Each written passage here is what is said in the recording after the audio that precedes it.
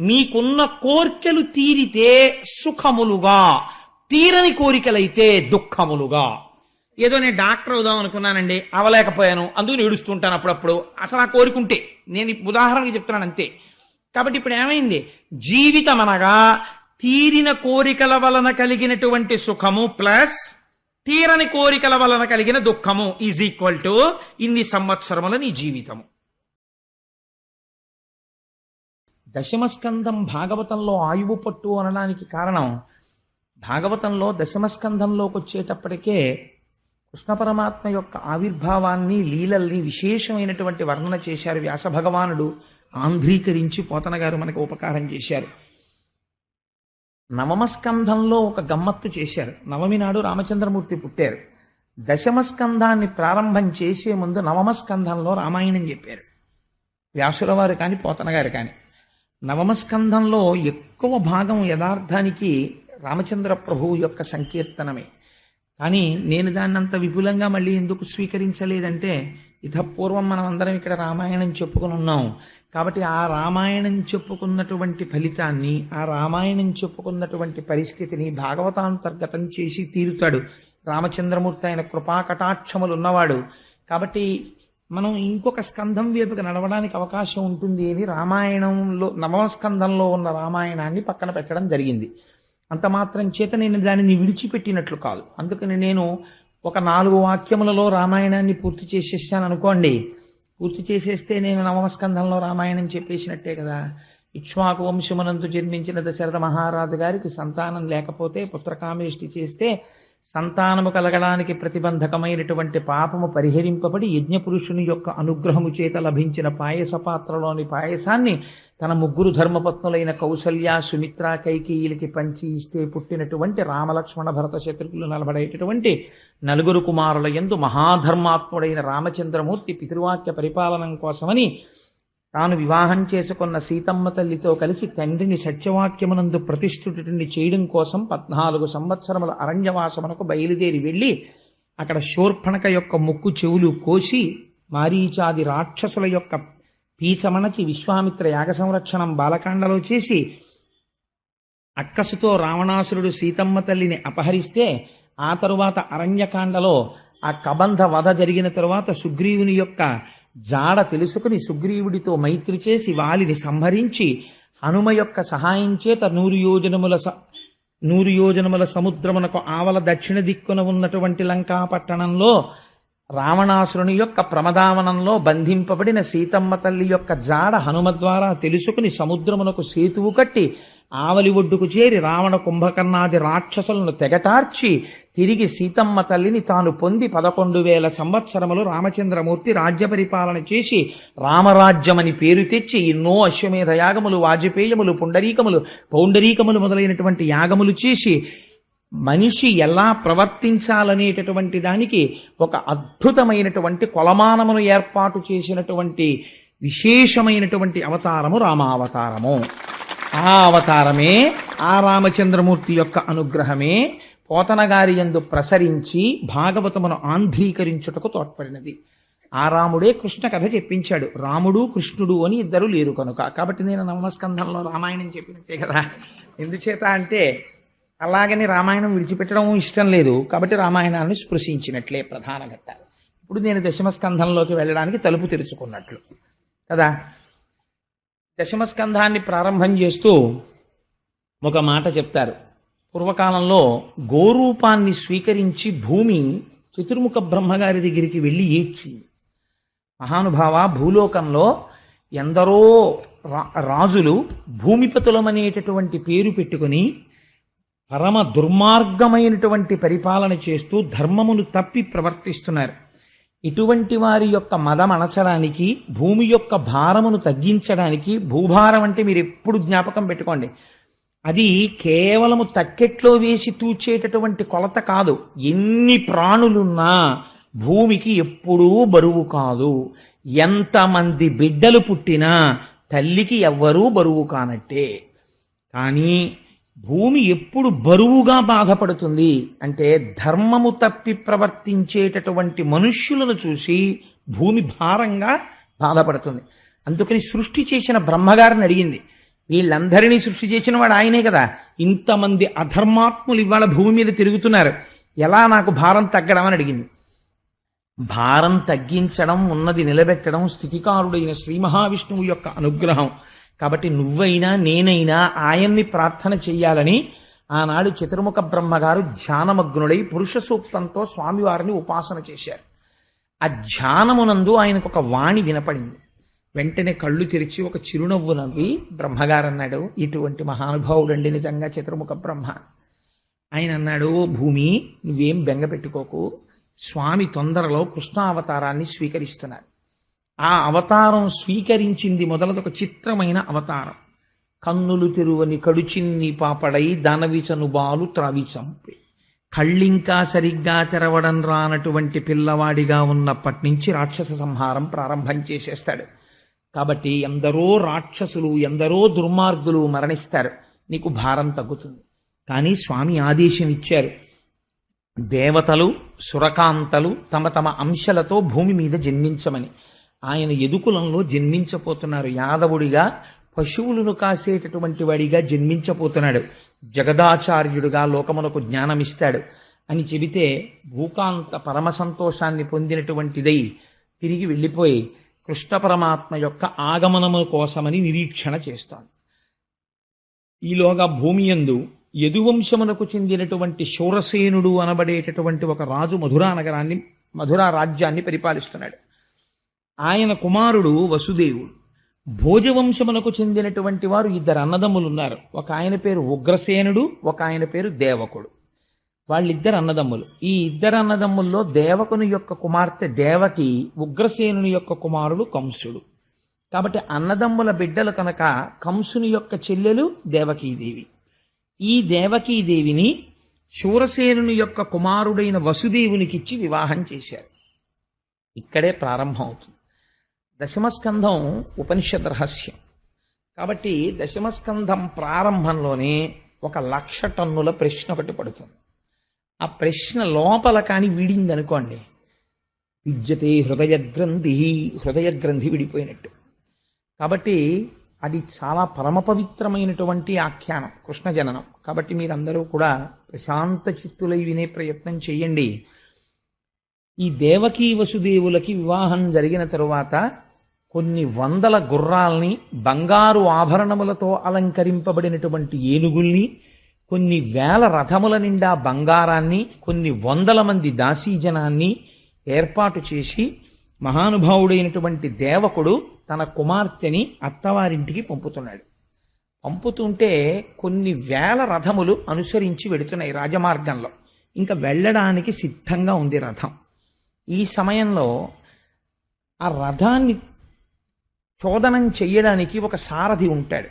ఎవరికో ఒకరికి ఆ బాధ్యత అప్పచెప్తారు కదా. సాధారణంగా రాజులు ఆ రథాన్ని నడపరు.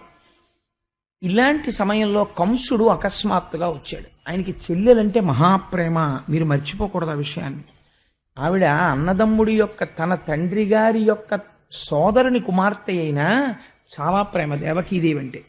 కాబట్టి ఆయన రథాన్ని నడపడానికి సిద్ధపడ్డాడు. కానీ కంసుడి ప్రేమ చాలా గమ్మత్తుగా ఉంటుంది, మన ప్రేమలాగే ఉంటుంది. అది కూడా కిందటి ఏడాది కనపడినప్పుడు నా బెస్ట్ ఫ్రెండ్ అండి, నా ప్రాణం అంటాడు. వచ్చే ఏడాది కనపడి మీ బెస్ట్ ఫ్రెండ్ ఏడండి అంటే అబ్బాయి తెలుసుకోలేకపోయానండి, వాడికి నాకు ఇప్పుడు మాటలు లేవండి అంటే. అలా ఉంటుంది. స్నేహం చిరకాలం వర్ధిల్లేటట్టుగా చెయ్యాలి తప్ప ఇవాళ స్నేహం చేసి రేపు వదలకూడదు. అందుకే స్నేహం నిలబెట్టుకోవడం వశిధారావ్రతం. అందుకే ఎక్కువ మందితో స్నేహం ఉండకూడదు. తనకి సరిపోయే వారితోనే స్నేహం చెయ్యాలి, దానికి వయసు అడ్డు రాదు. అలా స్నేహం చేసింది జీవితాంతము నిలబడిపోవాలి. ఆ స్నేహాలు అంత పవిత్రం కావాలి. అంతేకాని ఇవాళ స్నేహం చేసి రేపు విడాకులు ఇచ్చుకోకూడదు. స్నేహానికి అంత అందంగా ఉండాలి స్నేహం అన్నది. సరే, అందుచేత ఈ కంసుడు రథాన్ని నడుపుతాను అని బయలుదేరాడు. చాలా సంతోషించారు. ఎందుచేత? ఆయన ఉగ్రసేనుని యొక్క కుమారుడు, ఆయనకి నడపవలసిన అవసరం ఏం లేదు. కానీ తానే చెల్లెల్ని అత్తవారింటికి దింపుతానని బయలుదేరి పగ్గములు పట్టుకున్నాడు. ఆ గుర్రాలను నడుపుతున్నాడు. వెనక దేవకీ వసుదేవులు కూర్చున్నారు. ఈ రథం వెళ్ళిపోతోంది. మీరు ఇప్పుడు ఒక్క విషయాన్ని కొంచెం జాగ్రత్తగా ఆలోచించండి. నేను తరచూ సభలో ఉండేవారికి వచ్చేటటువంటి సందేహాలు నేనే వేసుకుని అడుగుతూ ఉంటాను ప్రశ్నలు. ఇప్పుడు ఎవ్వరూ ఏమీ అనలేదనుకోండి, కంసుడు ఏమైనా చేస్తాడా? ఏమీ చెయ్యడు. అత్తవారింటికి దింపేస్తాడు దేవకీదేవి. పోనీ ఎవరైనా వచ్చి గూఢచారులు కానీ ఋషులు కానీ నమ్మదగిన విశ్వసనీయత కలిగినటువంటి వ్యక్తులు ఎవరైనా ఏమైనా చెప్పారా? ఎవ్వరూ పలకలేదు. అశరీరవాణి పలికినది అన్నారు. అశరీరవాణి అంటే ఇది చాలా గమ్మత్తైన మాట. శరీరము ఉంటే వాణి ఉంటుంది. వాణి ఉన్నది అంటే అది శరీరములోంచి వస్తోందని గుర్తు. అంతే కదండి. ఇప్పుడు కనీసంలో కనీసం మీకు ఎదురుగుండా నామరూపాలతో ఏదో ఉండాలి. ఓ చప్పుడు వినపడింది, తలుపు చప్పుడు అయిందంటారు. అసలు తలుపే లేదనుకోండి, చప్పుడు వస్తుందా? తలుపు చప్పుడు రాదు. ఏదో మాట వినపడింది అంటారు. అంటే ఏమిటండి దాని గుర్తు? ఎవరో మనుష్యుడు ఉన్నాడనే కదా దాని అర్థం. మనుష్యుడు లేకుండా మాట ఉంటుందా? ఉండదు. ఇక్కడ అంటున్నారు శరీరము లేదు, మాట వినపడుతోంది అంటున్నారు. అలా ఎలా కుదురుతుంది? శరీరం లేకుండా మాట వినపడడం ఏంటి? అదే సామాన్యమైన మాట కాదు. పోనీ అబ్బాయి రథాన్ని తీసుకెళ్లేటప్పుడు జాగ్రత్త అండి, రోడ్డు మీద గోతులు ఉన్నాయని చెప్పు తెలిసింది అనుకోండి, ఆ శరీరం అని ఫోన్లో చెప్తే చెప్పింది, లేకపోతే లేదు, ఏడు దాని గురించి పెద్ద విశేషం ఏందని వదిలేయచ్చు. అదేం సామాన్యమైన మాట చెప్పలేదు. ఆ శరీరం అని ఏమని పలికిందంటే, తుష్టయగు భగిని మెచ్చగ నిష్ఠుడవైన రథము నడిపెది రుగవు మీదన్ శిష్టయగు ఈతలోదరి అష్టమ గర్భంబు నిన్ను హరించు సుమీ. తలోదరి అంటే పైకి కనపడనటువంటి కడుపు ఉన్నది. అంటే నాబోటిగా నించుంటే కడుపు కనపడుతుంది, కొంతమందికి కడుపు కనపడదు, వెనక్కి వెళ్ళిపోయి ఉంటుంది. అలా వెనక్కి వెళ్ళిపోయి అసలు కడుపు ఉందా లేదా అని అనుమానం ఉన్నట్టుగా ఉన్నటువంటి వాళ్ళని తలోదరి అంటారు. అదో అందం. అలాంటి దానికి పోతన గారి విశేషణం చూడండి ఎంత అందంగా ఉంటుందో. అనువాదం అస్సలు కడుపు లేనట్టుగా శుష్కించిపోయిన కడుపులా కనపడుతోంది. ఈ కడుపులో 8 పుట్టబోతున్నారు.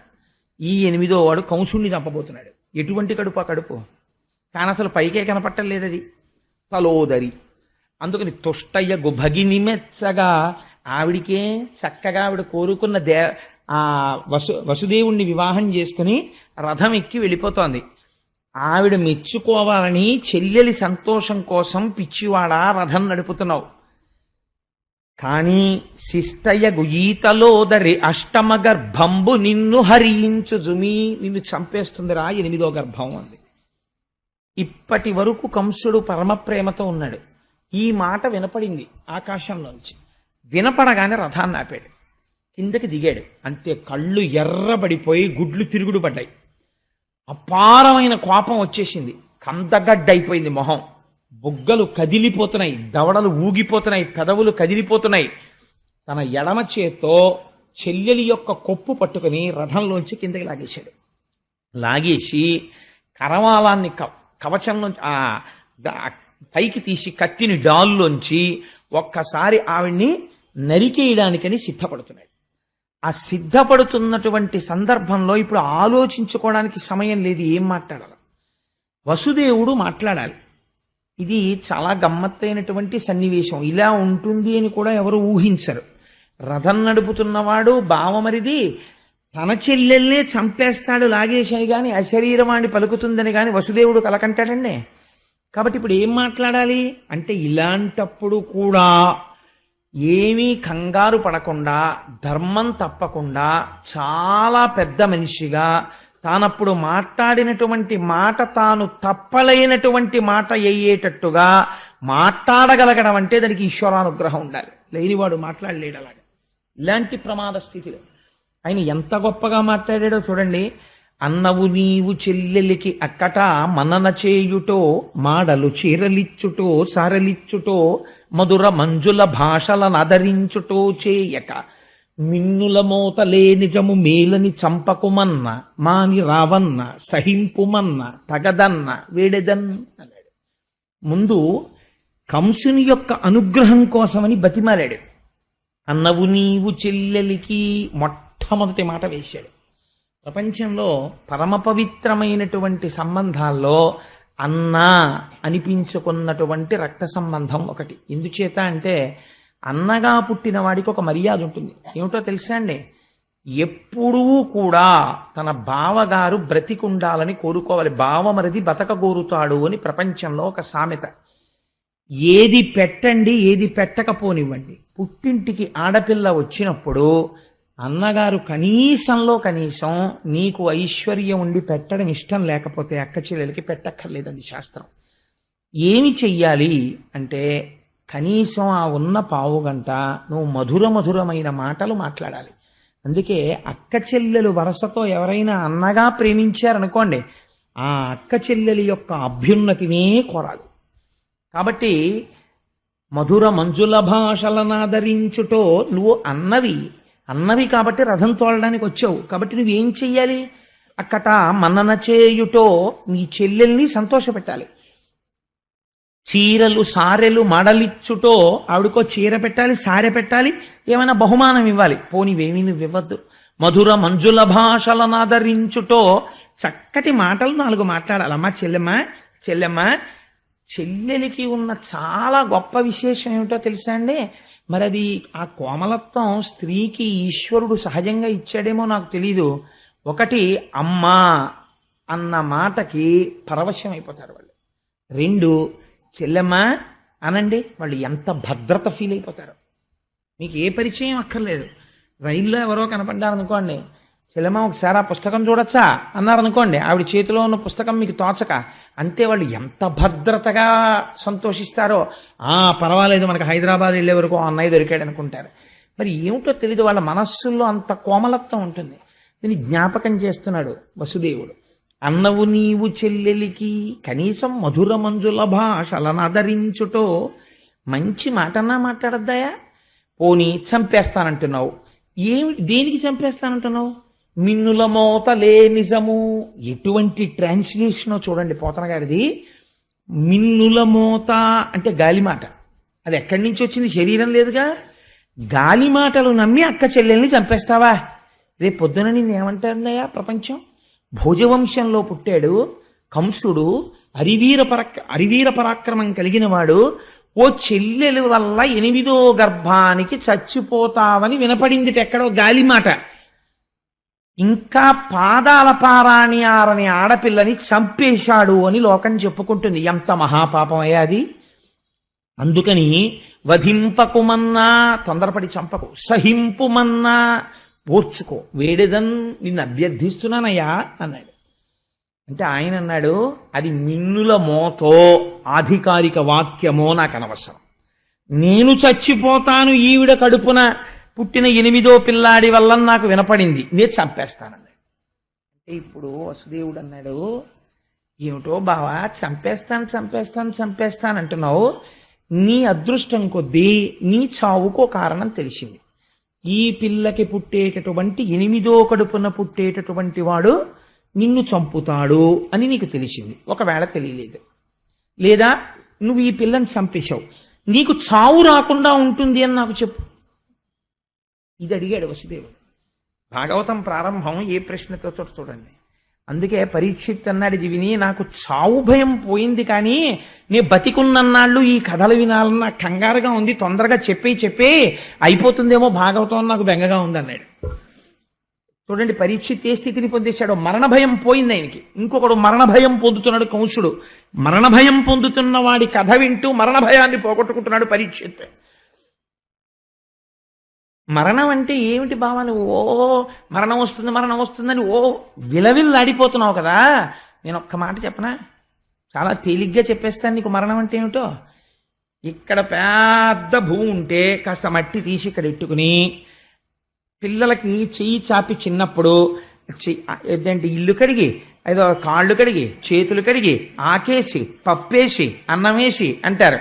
అలా ఇందులో కాస్త మట్టి తీసి ఇందులో పెట్టి, ఇందులో నీళ్లు తీసి బ్రహ్మాండంలోంచి ఇందులో పెట్టి, ఇందులో ఆకాశం తీసి ఇందులో పెట్టి, ఇందులో వాయువు తీసి ఇందులో పెట్టి, ఇందులో అగ్ని తీసి ఇందులో పెట్టి, ఈ 5 కలిపి 5 కొంచెం సేపు నీళ్లలో బుడగలా తిరిగి, ఆ తర్వాత బుడగ పగిలిపోయినట్టు ఇందులో ఉన్నటువంటి భూమి అందులోకి వెళ్ళిపోయి, ఇందులో ఉన్న అగ్ని అందులోకి వెళ్ళిపోతే అదే మరణం. ఏముందని పెద్ద విశేషం ఏముంది? అసలు లోపల ఉన్నది ఎప్పుడూ ఉంటుంది, అది బయటికి వెళ్ళిపోతుంది. ఇది వెళ్ళిపోతుంది. మళ్ళీ ఎలా వెళ్ళిపోతోంది అంటే వసుదేవుడు అన్నాడు, ఆ వెళ్ళడం కూడా ఎలా పెడుతుందో తెలుసా? వెళ్ళిపోయే ముందే తాను మళ్ళీ పుట్టవలసినటువంటి జన్మని, ఉపాధిని వెతికేసుకుంటుంది స్మరణ చేత. ఇది చాలా ముఖ్యమైన మాట, మీరు గుర్తుపట్టాలి. స్మరణ చేత. ఎందుకని? మనస్సుకి ఏదో అలవాటు అవుతుంది, సంస్కారం. అస్తమానం ఈశ్వరుడు గురించి వినడం అలవాటు అనుకోండి, భగవంతుడి గురించి చెప్పడం అలవాటు అనుకోండి, భాగవతం చదువుకోవడం అలవాటు అనుకోండి, వాడి వెళ్ళిపోయేటప్పుడు కూడా వాడి సంస్కారం అక్కడే ఉంటుంది. కాబట్టి వాడు ఉత్తర జన్మలో ఏమవుతాడో తెలుసా అండి? ఒక మహాపండితుడికి కొడుగ్గా పుట్టి చిన్నతనం నుంచే అన్నీ నేర్చేసుకుని పరవశించిపోయి ఈశ్వరుడు గురించి చెప్పుకుంటూ ఈశ్వరుడిలో కలిసిపోతాడు. ఒకడికి ఐశ్వర్యం మీద ఉండిపోయింది భ్రాంతి, మార్కండేయ పురాణం నిర్దాక్షిణ్యంగా చెప్పింది. వాడు ఏమవుతాడో తెలుసా అండి? పునర్జన్మ ఇచ్చే ముందు ఆఖరి ఆలోచనని బట్టిస్తాడు ఈశ్వరుడు. ఐశ్వర్యం గురించి ఆలోచించిన వాడికి ఏమిస్తారో తెలుసా అండి? తల పగిలి చచ్చిపోవలసిన జన్మిస్తారు. అంటే తేలు కానీ, జిర్రి కానీ, పాము కానీ ఇలాంటివి పుట్టి మందసాల కింద చేరుతాయి. ఆ డబ్బులున్న చోటుకి వచ్చి చేరుతాయి. లేకపోతే ధాన్యం పోసిన అదేంటి పెద్ద పెద్ద కావుల్లా కడతారు, వాటి కింద కానీ చేరితే తనది పోతుందని బెంగ. ఎవడో వస్తాడు అక్కడికి, అమ్మో నాది పట్టుకుపోతాడేమో అని బయటికి వస్తాడు. కర్ర పెట్టి కొట్టి తల పగిలేట్టు కొడుతుంటారు. ప్రాణం తోకలోకి వెళ్ళిపోతూ అప్పుడు అనుకుంటాడు, ఈ మాత్రం దానికా ఇంత కష్టపడ్డాను, ఎవరికీ కనపడకుండా దాక్కుని తిరిగాను కొడుకులకి రక్షిద్దామని. తల పగల కొట్టించేశాడు కొడుకు అంటాడు. ఇప్పుడు మళ్ళీ ఇంకో ఉపాధిలోకి పోతాడు. ఎంత చిత్రమో చూడండి. తన భార్య పక్కన పడుకుని ఇంకొక స్త్రీ గురించి ఆలోచిస్తాడు, గోడ మీద బల్లిగా వస్తాడని చెప్పింది మార్కండేయ పురాణం. కాబట్టి ఏమవుతుంది? ఒకడు ఈశ్వరుడు గురించి స్మరిస్తూ ఉంటాడు. వాడు ఉత్తర జన్మల్లో హాయిగా ఒక మహాపండితుడు కడుపున పుట్టి ఏ లోటు లేకుండా 7 ఏళ్ళు 8 ఏళ్ళు వచ్చేటప్పటికి అపారమైన పాండితీ ప్రకర్షతో ఐశ్వర్యానికి లోటు లేకుండా 10 మందికి పెడుతూ తాను తింటూ భగవంతుడి గురించి చెప్పుకుంటూ సార్థకత పొంది ఈశ్వరుడిలోకి వెళ్ళిపోతాడు. స్మరణ ముఖ్యం బావా. నువ్వు ఇలా బతుకుతానని దేహం మీద మమకారం పెట్టుకుంటే ఏమైపోతావో తెలుసా? ఒకనాటికి గొంగళి పురుగు యొక్క నడకని చూస్తే, అందుకే గొంగళి పురుగు సీతాకోక చిలుక అవుతుంది. ఎంత చిత్రం చూడండి. నిద్రపోతే సీతాకోక చిలుక, నడుస్తూనే ఉంటే కాకి తింటుంది దాన్ని.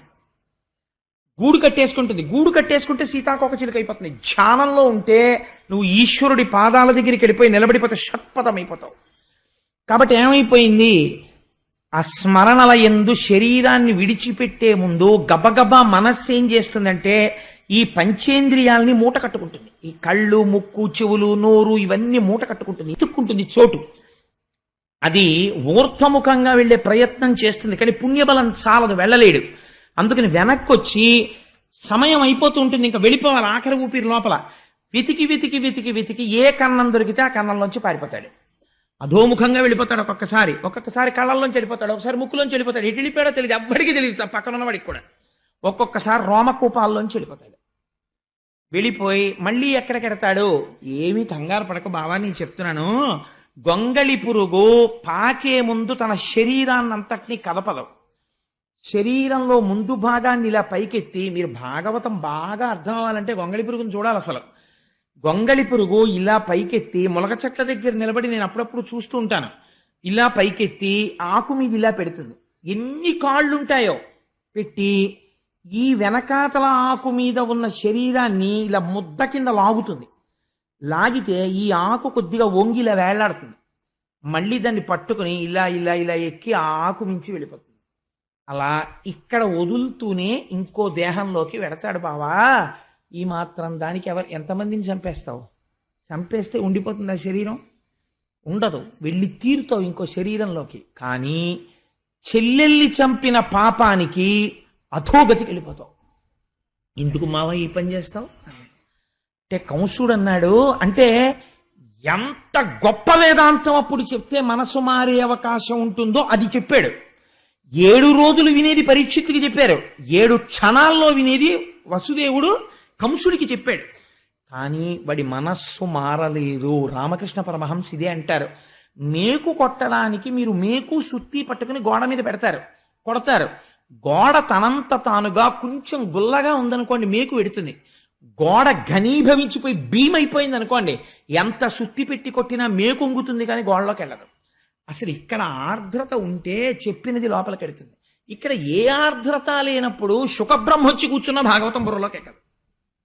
కాబట్టి చెప్పాడు వసుదేవుడు వేదాంతం. ఎక్కిందా కంసుడికి? శుకుడు వచ్చి పరీక్షిత్తుకి చెప్పాడు జరిగిపోయిన కథ. ఎక్కింది పరీక్షిత్తుకి, మోక్షం పొందుతున్నాడు.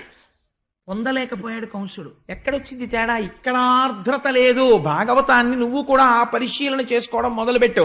అందుకే దశమస్కంధం మొదటి మెట్టినంటే మారుతుంది భాగవతం యొక్క స్థితి కృష్ణజననానికి ముందు. అందుకని బావా విడిచిపెట్టేసేయి నీ చెల్లెల్ని అంటే ఆయన అన్నాడు, నేను అలా విడిచిపెట్టాను. నువ్వు చాలా తేలికగా మాట్లాడుతున్నావు. ఈ శరీరం అంటే నువ్వు కాదు, దీన్ని విడిచిపెట్టేయి, మరణం అంటే ఏముంది అంటున్నావు. కానీ నేను మరణమును అంగీకరించను, నేను ఈ అమ్మాయిని చంపేస్తానన్నాడు. అంటే ఇప్పుడు వసుదేవుడు ఆలోచించాడు. కాబట్టి ఇప్పుడు ఏమర్థం అవుతోంది? ఉన్నది ఉన్నట్టు వేదాంతం చెప్తే వీడి తలకెక్కదు. కాబట్టి ఇప్పుడు ఏం చెయ్యాలి? తను ఒక ధర్మం నిర్వర్తించాలి. ఏమిటా ధర్మం? తన భార్యని రక్షించుకోవాలి. జ్ఞానబోధ చేస్తే వాడి బుర్రకెక్కదు. కాబట్టి ఇప్పుడు ఎలాగైనా తన భార్యని రక్షించుకోవాలి అని అసత్యం చెప్పకూడదు, సత్యమే చెప్పాలి. కానీ అది వాడి మనస్సుకు నచ్చేదై ఉండాలి. వాడి మనస్సుకు నచ్చేదే కదా అని చెప్పి ఏ మాట పడితే ఆ మాట తాను అన్నాడు అనుకోండి, తర్వాత తప్పుకోవడానికి తను కంసుడు కాదు, తను వసుదేవుడు అన్న మాటకి నిలబడాలి. కాబట్టి ఎలాంటి మాట మాట్లాడాలి ఇప్పుడు అని లోపల ఒకసారి తర్కించుకున్నాడు. ఆపన్నురాలైన అంగన రక్షించి ప్రాణములు నిలుపుట ముందు మేలు. ఎంత చిత్రమైన మాట మాట్లాడుతున్నాడో చూడండి. ముందసలు నేను తక్షణం చెయ్యవలసిన పని ఏమి అంటే ఈ దేవకీదేవి యొక్క ప్రాణాలు రక్షించాలి. ఆవిడ కాని ఒకవేళ బ్రతికిందా, ఆ ప్రాణములు నిలబడితే రేపేం జరుగుతుందో ఎవరికి తెలుసు? సుతులు పుట్టిననేమి సుతులకు మృత్యువు వాలాయమై వెంట వచ్చనేని, బ్రహ్మ వలన వీడు పాటేమి పొందుక ఉండనే సదుపాయమొకటి లేదే, పొంత మాకులవాని దహించకపోయి వహ్ని ఎగసి దవ్వులవాని దహించు భంగి, కర్మ వశమున భవ మృతి కారణములు తెలసి విరగొందయిక నేల తొట్టుపడగా. ఏమి పద్యం అండి నిజంగా! పోతన గారి ఘంటంలోంచి లోపల చేస్తున్నాడు ఈ ఆలోచన. ఏమని? ఆపన్నురాలైన అంగన రక్షించి సుతులనిచ్చెదననుట శుభము నేడు. అసలు ముందు ఈ అమ్మాయిని బతికేటట్టుగా చూడాలి. ఒకవేళ బ్రతికితే రేపేం జరుగుతుంది అన్నది తర్వాత ఆలోచిద్దాం. 8వ గర్భానికి కదా చంపేవాడు, కంసుణ్ణి చంపేవాడు పుడతాడంటున్నాడు. అందుకని ఒక మాట చెప్దాం. నీకు 8వ కడుపున పుట్టేవాడు నిన్ను చంపుతాడు కాబట్టి నీకు అనుమానం ఉంటే పుట్టిన కొడుకులందరినీ నీకు ఇచ్చేస్తాను, చంపేసేయి. ఈవిడ్ని చంపేయడం ఎందుకు? ఈవిడ కాదుగా నిన్ను చంపేది అంటే వీడేమంటాడు? వీడికి కావలసినది ఏమిటంటే వాడి ప్రాణాలతో ఉండడం. కాబట్టి ఇప్పుడు అయితే నీ కొడుకుల్ని ఇస్తావా బావా అంటాడు. నన్ను నమ్ముతాడు, ఎందుకంటే నేను మాట తప్పనని. సుతులు పుట్టిననేమి సుతులకు మృత్యువు వాలాయమై వెంట వచ్చనేని, బ్రహ్మ వలన వీడు పాటేమి పొందుక ఉండనే సదుపాయమొకటి లేదే. చతుర్ముఖ బ్రహ్మగారి చేత వీడు నిజంగా నా భార్య 8వ కడుపున పుట్టేవాడి చేత సంహరింపబడాలని రాసినటువంటి విషయము సత్యమే అయితే వీడు ఎలాగో చచ్చూరుకుంటాడు. కాబట్టి అందాక ముందు అసలు భార్యని రక్షించుకోవాలి కదా, అది నా భర్తగా నా ధర్మం కదా. కాబట్టి పిల్లల్ని ఇచ్చేస్తానంటాను, నిజంగా ఇచ్చేస్తాను, భార్యని ముందు రక్షించుకుంటాను. అసలు పిల్లలు పుడతారో పుట్టరో ఎవరికి తెలుసు? వీడు విన్నట్టే నేను విన్నాను, కాబట్టి నేను మాత్రం ఎందుకు అనకూడదు ఈ మాట? కాబట్టి ముందు భార్యని రక్షించుకోవడం భర్త ధర్మం. అందుకని నా ధర్మం నేను పాటిస్తాను. ఆ తర్వాత అంటావా ఏమో అదృష్టాదురదృష్టాలు ఎవరివి ఎలా ఉంటాయో మనకేం తెలుసు. ఎందుచేతంటే పొంత మాకులవాని దహించకపోయి వహ్ని ఎగసి దవులవాని దహించు భంగి. అరణ్యంలో 2 ఎండిపోయిన చెట్లు గాలికి రాసుకుంటాయి, నిప్పు పుడుతుంది. పక్కనే ఉంది ఎండిపోయిన చెట్టు. ఈ ఎండిపోయిన చెట్టుని కాల్చడం మానేసి గాలికి అగ్నిహోత్రం వెళ్ళి దూరంగా ఉన్న ఇంకో ఎండు చెట్టుని కాల్చేస్తోంది. ఈ పక్కనే ఉన్న ఎండు చెట్టు బతికిపోతోంది. ఏమనుకోవాలి? అంటే ఇది అదృష్టం అనాలి. అదృష్టం ఎందుకు వచ్చింది? ఎప్పుడో చేసుకున్న కర్మ అనాలి. అంతకన్నా జవాబు ఎక్కడుంది ప్రపంచంలో ఇంతకన్నాను? కాబట్టి ఎగసి దవులవాని దహించు భంగి, కర్మ వశమున్న భవ మృతి కారణములు. ఎవడు చేసుకున్న కర్మను అనుసరించి వాడికి జన్మము మరణము వచ్చేస్తున్నాయి. భవమృతి కారణములు తెలసి విరగొందయిక నేల తొట్టుపడగా. ఇది నాకు తెలిసి నేను ఇంకెందుకు భయపడాలి? కాబట్టి నేను నా పిల్లల్ని ఇచ్చేస్తానని వీడితో ఒక మాట చెప్తాను అనుకున్నాడు. అని బావా అయితే నీకో మాట చెప్తాను. ఈ లలనకు పుట్టిన కొమరుని వలనం తెగెదనుచు గగనవాణి పలికెనంచు నీ వలిగితివేని, ఈ జలజాక్షికి కల కొమరుల సంపనిత్తు క్రమమున నీకున్ అన్నాడు. ఎటువంటి ప్రతిజ్ఞ అండి ఇది! బావా పిల్లల వల్ల కదా చచ్చిపోతానంటున్నావు, 8వ కడుపున పుట్టినవాడి చేత.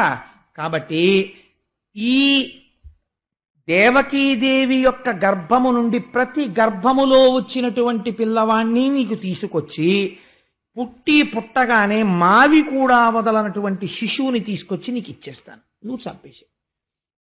అప్పుడు నీకు మృత్యువు రాదు కదా. అంతేకాని నీ చెల్లెల్ని చంపడం ఎందుకు? పాపకర్మ కదా. నీకు మృత్యుహేతువుని నువ్వు చంపావనుకో, అప్పుడు ప్రపంచం తప్పు పట్టదు. గగనవాణి చెప్పింది అందుకు చంపాడు అంటారు. నువ్వు ధర్మం తప్పక్కర్లేదు, నేను ధర్మం తప్పక్కర్లేదు, విడిచిపెట్టే బావా అన్నాడు. అంటే ఇప్పుడు ఈయనన్నాడు, ఇదేదో బానే ఉందిరా, బానే చెప్పాడు, ఎలా ఉంటుందో చూడండి మనిషి ఆలోచన అని. బావా నువ్వు ఎంత మంచివాడివి, నిజమే పాపం నా చెల్లెల్ని చంపడం ఎందుకు? మళ్ళీ ప్రేమ వచ్చింది వాడికి. ఇలాంటి ప్రేమలు ఎంత తుంటరి ప్రేమలో మీరు ఆలోచించండి. కాబట్టి అవును పాపం మా చెల్లెల్ని చంపడం ఎందుకు బావా, ఏమిటో నాకు ఈ ఆలోచన రాలేదు, నిజమేను బావా, నువ్వంటే నాకు చాలా నమ్మకం. ఒక్కొక్కడి సత్యసంధత ఒక్కొక్కడికి చేతకానితనంగా కనిపిస్తుంది, అదో విచిత్రం ప్రపంచంలో.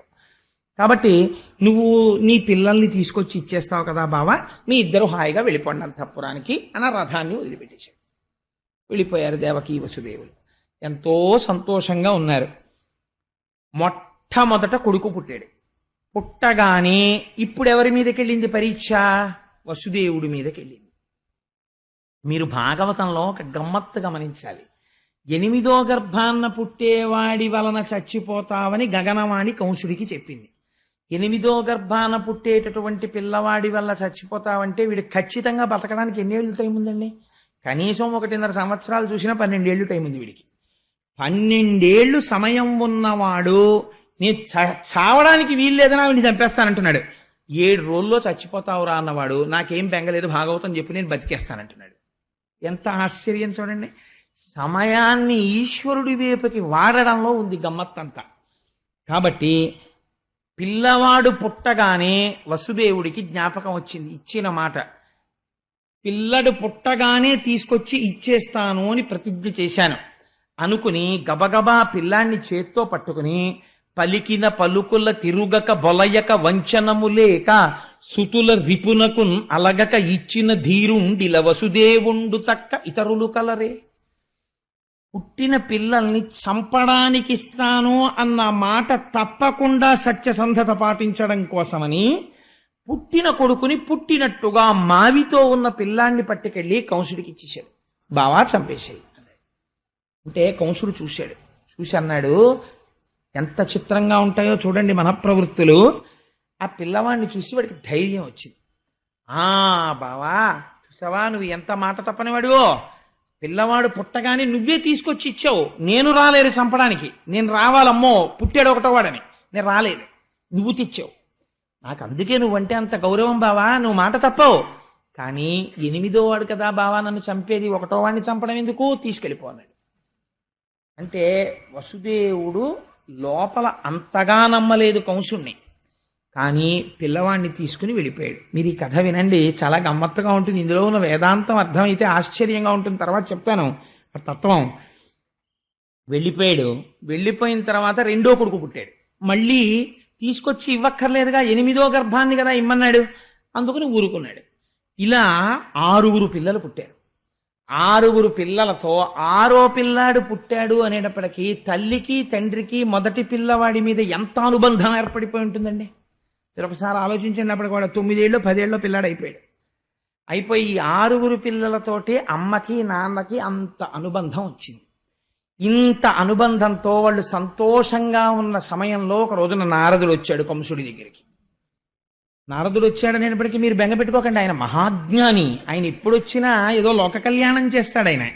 ఆయన వచ్చి అన్నాడు, ఒకనాడు నారదుండొయ్యన కంసుని ఇంటికి చనుదించి ఏకతమున మందలోపలనున్న నందాదులును వారి భార్యలు పుత్రులు బాంధవులును దేవకి మొదలుగా గల తెరవలు వసుదేవుడాదిగా గల సర్వ యాదవులును సొరలు కాని నిజము నరులు కారని తెలిపి కంసుండ నీవు రకసుడవనియు దేవమయుడు చక్రి దేవకీదేవికి పుత్రుడుగా జనించు భూతలంబును చెరుప పుట్టిన చనటి దైత్యులనెల్ల సంహరించునని తెలిపి చనియదివికి.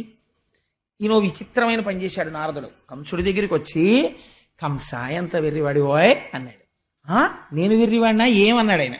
అంటే చూసావా, మరి ఇంతకన్నా వెర్రితనం ఏముంటుంది?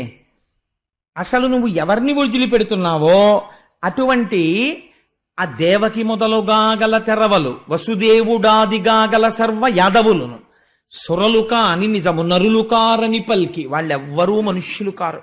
నువ్వు కిందటి జన్మలో కాలనీమి అన్న పేరు కలిగినటువంటి రాక్షసుడవు.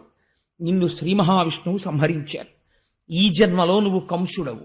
నీ తండ్రి, నీ తల్లి దేవకి, వసుదేవుడు, ఇంకా నీకో విచిత్రం చెప్పనా, పక్క ఊళ్ళో ఉన్న నందుడు, ఆవులు, దూడలు, ఇవందరూ దేవతలు నిన్ను చంపడానికే వచ్చాయని అనేసరికి అని చెప్పి వెళ్ళిపోయాడు ఆయన. చనియ దివికి ఊర్ధలోకాలకు వెళ్ళిపోయాడు, స్వర్గం హాయిగా ఆ వీణ పాడుకుంటూ వెళ్ళిపోయాడు, నారాయణ అని సంకీర్తనం చేసుకుంటూ. ఇప్పుడు ఈయనకి అనుమానం వచ్చింది, నారదుడు అనవసరంగా అబద్ధాలు చెప్పడుగా, కాబట్టి కబురు చేశాడు, వసుదేవుడిని 6 పిల్లల్ని పట్టుకుని రమ్మన్నానని చెప్పన్నాడు అని. అమ్మ బాబోయ్, ఇందులో ఎవడు విష్ణువాంశతో పుట్టాడో 8వ వాడికి 7 సహాయపడితే నా బ్రతుకు ఏమైపోవాలి? అందుకని ఉన్న వాళ్ళని ఉన్నట్టు సంహరించడం మంచిది అని వాడు చిత్రంగా చంపేవాడు పిల్లల్ని. 2 కాళ్ళు పట్టుకుని గిర్ర గిర్ర గిర్ర గిర్ర తిప్పి బండలకేసి కొట్టేవాడు. కొడితే పగిలిపోయేవి శరీరాలకి ఎక్కడికక్కడ. అలా 6 చంపేశాడు. చంపేసి తండ్రిని, తల్లిని, దేవకిని, వసుదేవుణ్ణి అందరినీ కారాగారంలో పెట్టేశాడు. పెట్టేసి ఇప్పుడు బకుడు, తృణావర్తుడు, పూతన ఇలాంటి వాళ్ళందరినీ పిలిచి వాళ్ళతో స్నేహం చేశాడు.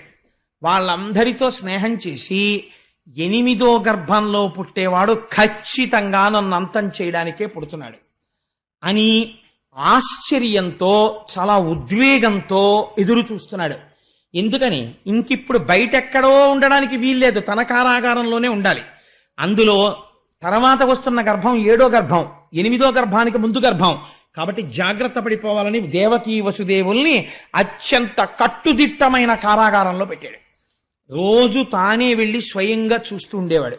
అంటే పోతన గారు అంటారు, తల్లి తండ్రినైనా, తమ్ములన్నలనైనా, సఖులనైనా, బంధుజనులనైనా రాజులు చంపుదురు రాజ్యకాంక్ష చేసి అవనితరచు జీవితార్థులగుచు.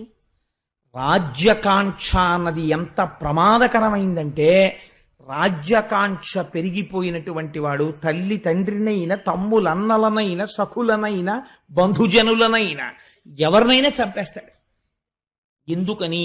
అది కంసుడే కాదు, అవని తరచు జీవితార్థులగుచు, వాళ్ళు బ్రతికుండిపోవాలి, తనకి రేపు రావలసిన పదవి అవతల వాడికి రాకూడదని చంపడానికి కూడా వెనకాడరు. రాజ్యాధికారమునందుండేటటువంటి మదోన్మత్తత అటువంటిది. కాబట్టి కంసుడు కూడా చంపాడు పిల్లల్ని. అయితే మిగిలినటువంటి మాట ఎలా ఉన్నా మీకు ఇక్కడ ఒక అనుమానం తప్పకుండా రావాలి. ఏమండి, అంత పసిపిల్లలు కదా, నారదుడు మహానుభావుడు కదా, లోక కళ్యాణకారకుడే, నారం దదాతీతి నారదహ అని ఆయన జ్ఞానం ఇచ్చేవాడే, అటువంటి వాడు 6 పిల్లలు చచ్చిపోవడానికి కారణం ఎందుకయ్యాడు? ఇప్పుడు ఆయన వచ్చి చెప్పకపోతే వచ్చిన నష్టం ఏమిటి? ఎందుకు చెప్పాడు అని మీకు అనుమానం వస్తుంది. భాగవతంలో దీనికి ఎక్కడా జవాబు లేదు. నారదుడు అలా ఎందుకు చెప్పాడు? మీకు దీనికి పరిష్కారం దొరకాలంటే దేవీ భాగవతం చదవాలి. దేవీ భాగవతంలో మాత్రం ఉంది దీనికి. అంటే మనకి రామాయణంలో ఏదైనా అనుమానం వచ్చిందనుకోండి, రామాయణంలో అనుమానం బాగా నివృత్తి అవ్వాలంటే పద్మపురాణం చదవాలి. అలాగే వెంకటేశ్వర స్వామి వారి అవతారానికి సంబంధించి ఏదైనా సమగ్రంగా తెలియాలనుకోండి, భవిష్యత్ పురాణం కానీ వరాహ పురాణం కానీ చదవాలి. అలాగే శివ సంబంధం, సుబ్రహ్మణ్య సంబంధానికి స్కాందం చూసుకోవాలి. అలాగే భాగవతంలో ఏదైనా అనుమానం వస్తే దేవీ భాగవతంలో ఒకసారి చూసుకుంటూ ఉండాలి. దేవీ భాగవతంలో ఈ రహస్యాన్ని చెప్పారు. మరీచి, ఊర్ణాదేవి అని 2 ఉన్నారు పూర్వం. వాళ్ళిద్దరికీ 6 పిల్లలు పుట్టారు. వాళ్ళు పుట్టుకతో బ్రహ్మజ్ఞానులు. వీళ్ళు 6 ఒకసారి చతుర్ముఖ బ్రహ్మగారి యొక్క సభకి వెళ్ళారు. పెడితే వాళ్ళకి ఎందుకు నవ్వు వచ్చిందో తెలియదు, నిష్కారణంగా బ్రహ్మగారు కూర్చునుండగా ఓ నవ్వు నవ్వారు. వాళ్ళు నవ్వితే పెద్దల ఎడల జాగ్రత్తగా ఉండాలి, పిచ్చి నవ్వు నవ్వకూడదు. ఆయన అన్నారు, మీకు నన్ను చూసి నవ్వొచ్చింది కాబట్టి రాక్షసుడి కడుపున పుట్టండి అని చెప్పించారు. వాళ్ళు 6 కాలనేమికి కుమారులుగా జన్మించారు క్రిందటి జన్మలో. 6 కాలనేమి పుత్రులై కొంతకాలం బ్రతికి తదనంతరము హిరణ్యకశిపుడి యొక్క కడుపున పుట్టారు. పుట్టి వాళ్ళు పుడుతూనే అప్పటికి వాళ్ళకు ఉన్నటువంటి తమోగుణ రజోగుణ సంస్కారం తగ్గింది. మళ్ళీ బ్రహ్మగారి గురించి తపస్సు చేశారు. దీర్ఘాయుర్దాయం ఇచ్చాడు బ్రహ్మగారు. తండ్రికి వచ్చి చెప్పారు, నాన్నగారు మేము చతుర్ముఖ బ్రహ్మగారి గురించి తపస్సు చేశాం, మాకు దీర్ఘాయుర్దాయం ఇచ్చారు అన్నారు. అంటే హిరణ్యకశిపుడికి కోపం వచ్చింది. ఒరే, నేను ఇంకా తపస్సు చేసి పొందలేదు దీర్ఘాయుర్దాయం, మీరు పొందేశారా అప్పుడే? కాబట్టి మీకు శపిస్తున్నాను, మీరు దీర్ఘ నిద్రలో ఉండి మరణించండి. సరికదా, వచ్చే జన్మలో పుట్టినప్పుడు గత జన్మలో తండ్రి ఈ జన్మలో మిమ్మల్ని చంపుతాడన్నాడు. అందుకని హిరణ్యకశిపుడి కడుపున పుట్టిన పాపానికి వాడికి అదే పని, ప్రహ్లాదుడిని చంపేస్తాననే కదా అన్నాడు. దీర్ఘ నిద్రలో ఉండి చచ్చిపోయారు వాడు. మరుజన్మలో ఇప్పుడు దేవకీదేవి కడుపున పుట్టారు ఈ మరీచి ఊర్ణాదేవుల యొక్క కొడుకులు, ఈ జన్మతో ఆఖరు. కాబట్టి వీళ్ళు గత జన్మలో తండ్రి చేతిలో చచ్చిపోవాలి. గత జన్మలో తండ్రి కాలనేమి ఇప్పుడు కంసుడిగా ఉన్నాడు, కాబట్టి కంసుడి చేతిలో మరణించాలి. అందుకని వాళ్ళకి ఆ శాప విమోచనం అయిపోయి వాళ్ళు మళ్ళీ బ్రహ్మజ్ఞానులు అయిపోవాలి. అందుకని నారదుడు వచ్చి వాళ్ళని తీయించేశాడు. అది కారణం. ఇప్పుడు చెప్పండి, నారదుడు లోక కళ్యాణం కోసం చేశాడా, లేకపోతే ఏదైనా కాఠిన్యంతో చేశాడా అంటే లోక కళ్యాణం కోసమే చేశాడు. 6 పుట్టే వరకు వేచి చూసి 6 మళ్ళీ బ్రహ్మజ్ఞానులై మోక్షాన్ని పొందే స్థితిని నారదుడు కటాక్షించినాడు. ఇది దేవీ భాగవతాంతర్గతం, భాగవతాంతర్గతం కాదు. సరే, దీని తరువాత కారాగారంలో దేవకీ వసుదేవులని అట్టెపెట్టాడు, కానీ లోపల మాత్రం కుమిలిపోతున్నాడు. ఎందుకని? జ్ఞానకలునిలోని శరదయువోలే, ఘటములోని దీప కలికవోలే, భ్రాత ఇంటనాక పడియుండె దేవకీమాత విశ్వగర్భ గర్భుయగుచు అంటారు పోతన గారు. జ్ఞాన కలునిలోని శారదయువోలే, ఒక్కొక్కడు ఉంటాడు, వాడు మహాపండితుడు, కానీ ఉన్నది ఉన్నట్టుగా యథార్థం చెప్పడు. వాడు ఎలా చెప్పాలనుకుంటున్నాడో, వాడికి ఏది ఇష్టమో దాని వైపుకు బలి చెప్పేస్తాడు. అది జ్ఞాన కలునిలోని శారదయువోలే, ఘటములోని దీప కలికవోలే, కుండలోపల వెలుగుతున్న దీపంలా లోకములన్నింటినీ తన కడుపులో పెట్టుకున్నటువంటి శ్రీ మహావిష్ణువుని తన కడుపులో మోయవలసినటువంటి దేవకి కంసుని యొక్క కారాగారమునందు మగ్గుచున్నది. ఈ స్థితిలో ఒక చిత్రం జరిగింది. శ్రీమన్నారాయణుడు తాను అవతరించాలనుకున్నాడు. తనకన్నా ముందు శేషుడు బయలుదేరుతున్నాడు. ఆదిశేషుడు ముందు అన్నగారిగా పుట్టాలి. అందుకని యోగమాయని పిలిచాడు. ఆయన యొక్క మాయాశక్తియే ఈశ్వరుడికి, ఈశ్వరుడి యొక్క మాయాశక్తికి అభేదం, వాళ్ళిద్దరూ విడివిడి ఉండరు. ఆ మాయాశక్తిని పిలిచాడు. పిలిచి ఒక మాట చెప్పాడు, నువ్వు భూమి మీదకి వెళ్ళు, అక్కడ కంసుని యొక్క కారాగారంలో దేవకీ వసుదేవులు ఉన్నారు. వసుదేవుని యొక్క భార్యలందరినీ ఖైదు చేశాడు కంసుడు. ఒక్క రోహిణి మాత్రం నందవ్రజంలో నందుడి దగ్గర ఉన్నది. కాబట్టి ఇప్పుడు ఆ వసుదేవుని యొక్క తేజస్సు దేవకీ గర్భంలో ఉంది, 7వ గర్భంగా. అది శేషుడి యొక్క అంశ ఉంది అందులో. అందుకని ఎవ్వరికీ తెలియకుండా ఆ గర్భస్థమైన పిండమును వెలికి తీసేసాయి. గర్భస్రావమైందని అందరూ అనుకుంటారు. ఈ పిండమును తీసుకుని వెళ్ళి నందవ్రజంలో ఉన్నటువంటి రోహిణీ గర్భమునందు ప్రవేశపెట్టు. అప్పుడు ఇక్కడ జారిపోయినటువంటి పిండము అక్కడ పెరుగుతుంది, పెరిగి అక్కడ వర్ధిల్లుతాడు. బలరాముడన్న పేరుతో జన్మిస్తాడు శేషుడు. నన్ను సేవించాలని కోరుకుంటున్నాడు, అందుకని నువ్వు వెళ్ళి ఈ పని చెయ్యవలసినది అన్నాడు. యోగమాయ బయలుదేరి వచ్చింది. 7వ గర్భంలో దేవకీదేవి గర్భము నిలిచి సంతోషంతో ఉన్న సమయంలో దేవకీదేవి కడుపులో ఉన్నటువంటి పిండాన్ని పైకి లాగి నందవ్రజంలో నందుడి దగ్గర ఉన్నటువంటి వసుదేవుని యొక్క భార్య అయిన రోహిణీ గర్భంలోకి ప్రవేశపెట్టారు. ఇవాళ మనం భాగవతం చెప్తే ఇది జరుగుతుందా అని మీరెవ్వరూ అడగక్కర్లేదు. జరుగుతున్నాయి కదా ప్రపంచంలో. అంటే అప్పుడు మహర్షులు ఎప్పుడో చేశారు, భాగవత కాలంలోనే మన వాళ్ళు దీన్ని, తెలుస్తోంది కదా. కాబట్టి బలము మిగుల కలుగ బలభద్రుడని లోక రమణుడగుట చేసి రాముడనియు సతికి పుట్టె గర్భ సంకర్షణంబున సంకర్షణుండనెడి ఘనుడు సుతుడు.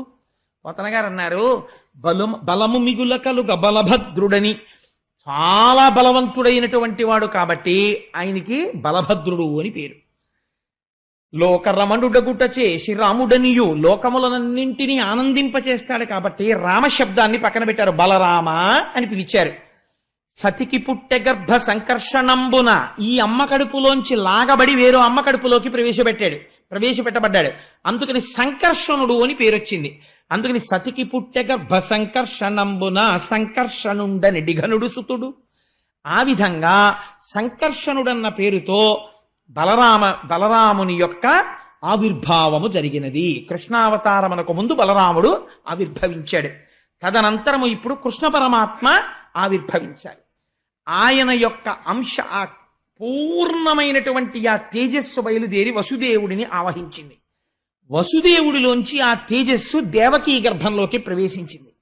నాకు చాలా ఇష్టమైనటువంటి పద్యం ఒకటి ఉంది భాగవతంలో. ఈ స్థితిలో అంటే నేను ఇలా చెప్పానని తల్లులు వేరొకలా భావించకండి. గర్భిణీ స్త్రీలకి కలిగేటటువంటి వికారములను గురించి ఇళ్లలో అనుకుంటుంటారు. దాన్ని పోతన గారు ఈశ్వరపరం చేశారు. ఎంత గొప్పగా వర్ణన చేశారో చూడండి. సలిల మావిల నాగ జఠరార్భకునిగా నజననికై వడి ఘర్మ సలిల మొప్పే ఒగితేజమాయింతి ఉదరిఢింపకు కొల్వగదిసిన క్రియ దేహ కాంతి మిరయ పవనుడా కొర్మ గర్భస్థుని సేవింపనులపెనా మిక్కిలియార్వులమరే కుంభిని ఆలేమ కుక్షిగునర్చింపచొచ్చు భంగిని మంటి చొరవదనరే గగన మిందువదన కడుపులో బాలు సేవలకు రూపుమెరసి వచ్చినట్టు బయలు వంటి నడుము బహుళమయ్యను పంచభూతమయుడులోన బొదల సతికి. సాధారణంగా గర్భిణి అయినటువంటి స్త్రీలకి కొంచెం శరీరమునందు బరువు పెరగడం చేత చెమటలు పడుతుంటాయి తరచు. అలాగే శరీరమునందు విశేషమైనటువంటి శ్రమ చేత నిట్టూర్పులు కలుగుతుంటాయి, ఊపిరి భారంగా తీస్తుంటారు. మట్టి తినే అలవాటు కొంతమందికి ఉంటుంది. మట్టి తినాలని లేకపోతే ఏదో విచిత్రమైనటువంటి కోరికలు పుడుతుంటాయి, అది తినాలి ఇది తినాలి అని. కాబట్టి పోతన గారు అంటున్నారు, పంచభూతాలు ఉన్నాయి కదా, పృథివాపస్తేజో వాయురు ఆకాశాలు. ఇందులో నీటికి కోరిక పుట్టిందిట. ఆ కడుపులో లోకములన్నింటినీ పరిపాలించేటటువంటి పరబ్రహ్మం ఉన్నాడు. కాబట్టి మేము సేవించద్దు అని జలములు తమ అంశగా వెళ్ళి దేవకీదేవికి చెమటగా మారాయి. అలాగే అగ్నిహోత్రం ఉంది బయట, తేజస్సు. ఈ తేజస్సు మేము వెళ్ళి స్వామిని అర్చించుకోవాలని దేవకీదేవిలో ఉన్నటువంటి తేజస్సుగా మారి మరింత ప్రౌఢమైంది. గాలి మేము ఈశ్వరుణ్ణి సేవించాలి కదా అని బాగా లోపలికి వెళ్ళి కృష్ణ పరమాత్మకి తగిలి నమస్కరించి విట్టూర్పుగా పైకొచ్చిందిట. మట్టి లోపల ఈశ్వరుడికి తగలాలన్న కోరికతో దేవకీదేవికి మట్టి తినాలన్న కోరికగా మారి ఆవిడ తింటే లోపలికి వెళ్ళి కృష్ణుణ్ణి సేవించుకుందిట. ఆకాశం పరమాత్మని సేవించుకోవాలన్న కోరిక కలిగి స్వామి శయనించినటువంటి ఈ ప్రాంతం ఉంటుందే, ఇది ఇప్పటి వరకు సన్నని నడుమున్నటువంటి దేవకికి విశాలమైన నడుమైందిట. కాబట్టి ఆకాశం పెరిగిందిట, కృష్ణుణ్ణి సేవిస్తోందిట. ఇలా గర్భిణి అయినటువంటి దేవకీదేవిని కృష్ణుడు కడుపులో ఉన్నందుకు 5 భూతములు సేవించాయి అన్నారు. ఈశ్వరానుగ్రహం ఎలా ఉంటుందో నిజంగా మహానుభావుడు ఒక గర్భిణీ స్త్రీ పొందేటటువంటి అవస్థని ఈశ్వరానుగ్రహంగా మార్చి దర్శనం చేయడంలో పోతన గారి స్థితిని మీరు చూడండి. ఆ దృష్టికోణం ఉన్నవాడు బ్రహ్మం కాకపోతే ఇంకేమవుతాడండి? అటువంటి పోతన గారి పద్యాలు, అటువంటి ఆంధ్రదేశంలో మనం పుట్టి పోతన గారి పద్యాలు చెప్పుకోకపోతే ఇంకా మనం నిజంగా ఆయనకి వారసులమని ఏ ముఖం పెట్టుకుని చెప్పుకుంటాం? అంతటి మహానుభావుడైన. కాబట్టి లోపల కృష్ణ పరమాత్మ పెరుగుతున్నారు. ఇక్కడ నేను మీకు ఒక చిన్న తత్వం గురించి ఒక మాట చెప్పాలి, లేకపోతే మీరు నా మీద కోపడతారు. రథంలో బయలుదేరినప్పుడు దేవకీ వసుదేవులు కంసుడు సారథ్యం చేసేటప్పుడు ఆయన మనస్సులో ఏమీ ఖేదభావన లేదు కదా, దేవకి ఎందు ప్రేమతో ఉన్నాడు. మరి అశరీరవాణి ఎందుకు పలికినది అంటే మీరు బాగా జాగ్రత్తగా గమనిస్తే మీకు ఈ తత్వం అర్థమైందనుకోండి, మీకు ఉపనిషత్తు అర్థమైనట్టు. ఏమవుతుంది అంటే ఈ కంసుడు ఎవరు? క్రిందటి జన్మలో కాలనేమి. కాలనేమి అనగా ఏమి? నేమి అంటే ఇరుసు, కాలము అంటే చక్రము. కాలం ఎప్పుడు ఆగదు కదండి, వెళ్ళిపోతుంటుంది. అది కాలచక్రం కాలచక్రం అంటారు. ఈ పరిగెత్తే చక్రానికి ఒక ఇరుసు ఉండాలి ఆధారంగా. ఆ ఇరుసు ఉండకపోతే చక్రాలు పరిగెత్తావు. ఈ ఇరుసు ఏమి అంటే కాలనేమి అనగా కాలమనబడేటటువంటి పరిగెత్తుతున్న చక్రాలకి ఇరుసుయే కామము. కామం అనగా అస్తమానం నేను కామం అన్నప్పుడల్లా మీరు తుచ్చ కామం గురించి నేను మాట్లాడుతున్నాను అనుకోకండి. కామం అనగా కోరిక, అంతే, కోరిక. మీరు ఒక్క విషయం ఆలోచించండి. నేను ఎప్పుడో పుట్టాను. నేను ఇలాంటి హీనోపమానాల్ని సభలో ఉన్న ఎవరి మీద నేను ప్రయోగం చేయను. అందుకని నా మీద పెట్టుకుంటుంటాను. అంత మాత్రం చేత వీడిటువంటి నీచుడని మీరు లోపల ఒక అభిప్రాయం పెంచుకోకండి. అది నేను ఎవరి మీద పెట్టడం నాకు ఇష్టం ఉండదు. ఈశ్వర స్వరూపమైన సభకి నమస్కారం అన్న తర్వాత నేను ఎప్పుడో పుట్టాను. పుట్టిన తరువాత నాకేం తెలియదు. నేను ఎక్కడో పడుకుని ఉండుంటాను బహుశా. కొంచెం పెద్దవాడిని అయ్యాను. నా మొదటి కోరిక ఏమి? ఎప్పుడూ మా అమ్మ గుండెల మీద పడుకోవాలి అని అయి ఉంటుంది. ఎందుకంటే అది భయాన్ని పోగొట్టే స్థానం. అమ్మ ఒళ్ళో ఉన్నా, అమ్మ గుండెల మీద ఉన్నా అస్సలు భయం ఉండదు. ఎంత గొప్పవాళ్ళు ఎత్తుకొనివ్వండి, అమ్మ లోపలికి ఎడుతుంటే అమ్మా అని చేతులు వేసేస్తాం. ఎందుకంటే అది భయరహిత స్థానము. కాబట్టి మొదటి కోరిక ఏమి? అమ్మతో ఉండుట. తర్వాత అమ్మ ఎవరిని చూపించింది? నాన్నగారిని చూపించింది. ఇప్పుడు ఏమిటి కోరిక? నాన్నగారి సైకిల్ ఎక్కడం, నాన్నగారితో వెళ్ళడం, నాన్నగారి కాళ్ళెట్టుకోవడం, నాన్నగారితో ఆడుకోవడం, నాన్నగారు హార్మోనియం వాయిస్తూ పాట పాడుతుంటే పక్కన కూర్చుని వినడం, నాన్నగారు శంకర శతకంలో పద్యాలు రాసుకుంటుంటే పక్కన కూర్చుని చూస్తూ ఉండడం, నాన్నగారు ఆసువుగా శంకరుడి మీద పద్యాలు చెప్తుంటే విని పొంగిపోతుండడం. అది ఒకనాడు కోరిక. ఆ తరువాత ఏమైనది? ఏదో చదువుకోవాలని కోరిక. ఆ తర్వాత ఏమైంది? ఒక ఆవిడ్ని పెళ్లి చేసుకోవాలని కోరిక. తర్వాత ఏమైంది? ఓ 2 పిల్లలు పుడితే బాగుండు. అది ఓ కొడుకో కూతురు అయితే బాగుండు, పుట్టారు. ఆ తర్వాత ఏమైంది? వాళ్ళిద్దరూ బాగా యోగ్యులైతే బాగుండు. ఆ తర్వాత ఏమైంది? ఆ కొడుకు ఏదో ఇంజనీర్ అయితే బాగుండు, వాడు అవుతున్నాడు. ఆ తర్వాత ఏమవుతుంది? వాడికి మంచి కంపెనీలో ఉద్యోగం వస్తే బాగుండు, వస్తుంది. వాడికి నెలకి నేను గంట సేపు లెక్క పెట్టేంత డబ్బు జీతంగా వస్తే బాగుండు, వస్తుంది. నా కూతురుకు మంచి సంబంధం వస్తే బాగుండు, దాన్ని కడుపులో పెట్టుకునే అత్తారు వస్తే బాగుండు, వచ్చారు. పెళ్ళయింది. దాని కడుపున మంచి పిల్లలు పుట్టారు, వాడికి పిల్లలు పుట్టారు. అయితే నేనేం అవుతున్నాను? మీరు ఒక్కసారి ఆలోచించండి. ఈ కోర్కెల రూపంలో నా జీవిత కాలము వెళ్ళిపోతోంది కదా. ఈ కోర్కెలు కనపడుతున్నాయి. ఇప్పుడు వాట్ ఈజ్ యువర్ అచీవ్మెంట్ అని ఎవరైనా అడిగారు అనుకోండి, ఏమి సాధించారు మీరు? ఇలా చెయ్యేసుకు చెప్పండి నాకన్నారు. పుట్టానండి, పెరిగానండి, ఒక ఆవిడ్ని పెళ్ళాడానండి, 2 పిల్లల్ని కన్నానండి, వాళ్ళు చదువుకుంటున్నారండి, ఏదో ఇప్పటికి ఇన్ని లక్షలు సంపాదించానండి ఎఫ్సీలో పనిచేసి, అందులో ఇంత తినేశానండి కడుపుకి, ఏదో ఇంత బ్యాంకులో వేశాను, ఓ ఇల్లు కట్టాను, ఈ మధ్య అపార్ట్మెంట్లో ఫ్లాట్ కొనుక్కుని గృహప్రవేశం చేశాను. ఇంతకు మించి ఇన్ టర్మ్స్ ఆఫ్ డిజైర్స్ మీకున్న కోరికలు తీరితే సుఖములుగా, తీరని కోరికలైతే దుఃఖములుగా. ఏదో నేను డాక్టర్ అవుదాం అనుకున్నానండి, అవలేకపోయాను, అందుకు ఏడుస్తుంటాను అప్పుడప్పుడు. అసలు ఆ కోరికుంటే నేను ఉదాహరణకి చెప్తున్నాను అంతే. కాబట్టి ఇప్పుడు ఏమైంది? జీవితం అనగా తీరిన కోరికల వలన కలిగినటువంటి సుఖము ప్లస్ తీరని కోరికల వలన కలిగిన దుఃఖము ఈజ్ ఈక్వల్ టు ఇన్ని సంవత్సరముల నీ జీవితము కదా. కాబట్టి కామమే ఇరుసు, కాలమే పరువు. అయిపోయింది, పడిపోయింది శరీరం. ఏం చేశావు అని ఒకడు అడుగుతాడు. తర్వాత వాడికి జవాబుదారి. వాడు అడుగుతాడు, నీకు ఇచ్చా మనుష్య శరీరం, నీకేదో 80 సంవత్సరాలు ఆయుర్దాయం ఇచ్చా, రోజు పూజ గదిలో 8 నిమిషాలు కూర్చునేవాడివి, 8 నిమిషాల్లో 7 నిమిషాలు మళ్ళీ ఆఫీసులోనో ఫ్రెండ్స్ దగ్గర తిరిగేవాడివి మనస్సుతో, 1 నిమిషమే నా దగ్గర ఉండేవాడివి. కాబట్టి 80 సంవత్సరాల జీవితంలో నువ్వు ఊళ్ళెళ్ళి అక్కడికెళ్ళి ఇక్కడికెళ్ళి ఎగ్గొట్టేసిన పూజలు తీసేస్తే నువ్వు 80 ఏళ్ల జీవితంలో నిక్కచ్చిగా చేసిన పూజ 40 నిమిషాలు. నీకెందుకు ఇవ్వాలరా మళ్ళీ మనుష్య జన్మ అంటే? ఏం చెప్పని జవాబు. కాబట్టి ఏమైంది అంటే కాలము కోర్కె రూపములో పోయినది. కాబట్టి ఆ నేమి ఇరుసు కామమే కంసుడు. ఇప్పుడు ఎలా వచ్చాడు? కంసుడిగా వచ్చాడు. ఇప్పుడు ఏం చేస్తాడు? అదే అలవాటు ఆయనకి. లోపల ఉన్నవాడెవరు? దేవకీ వసుదేవులు ఉన్నారు ఇక్కడ.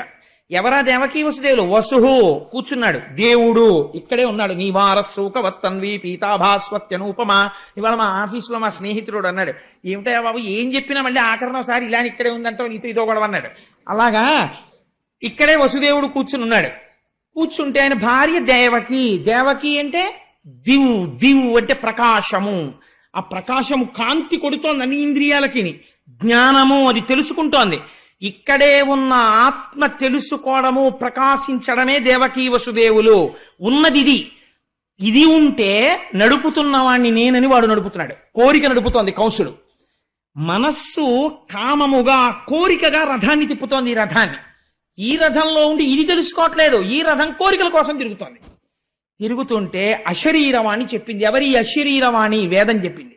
ఏమని చెప్పింది వేదం?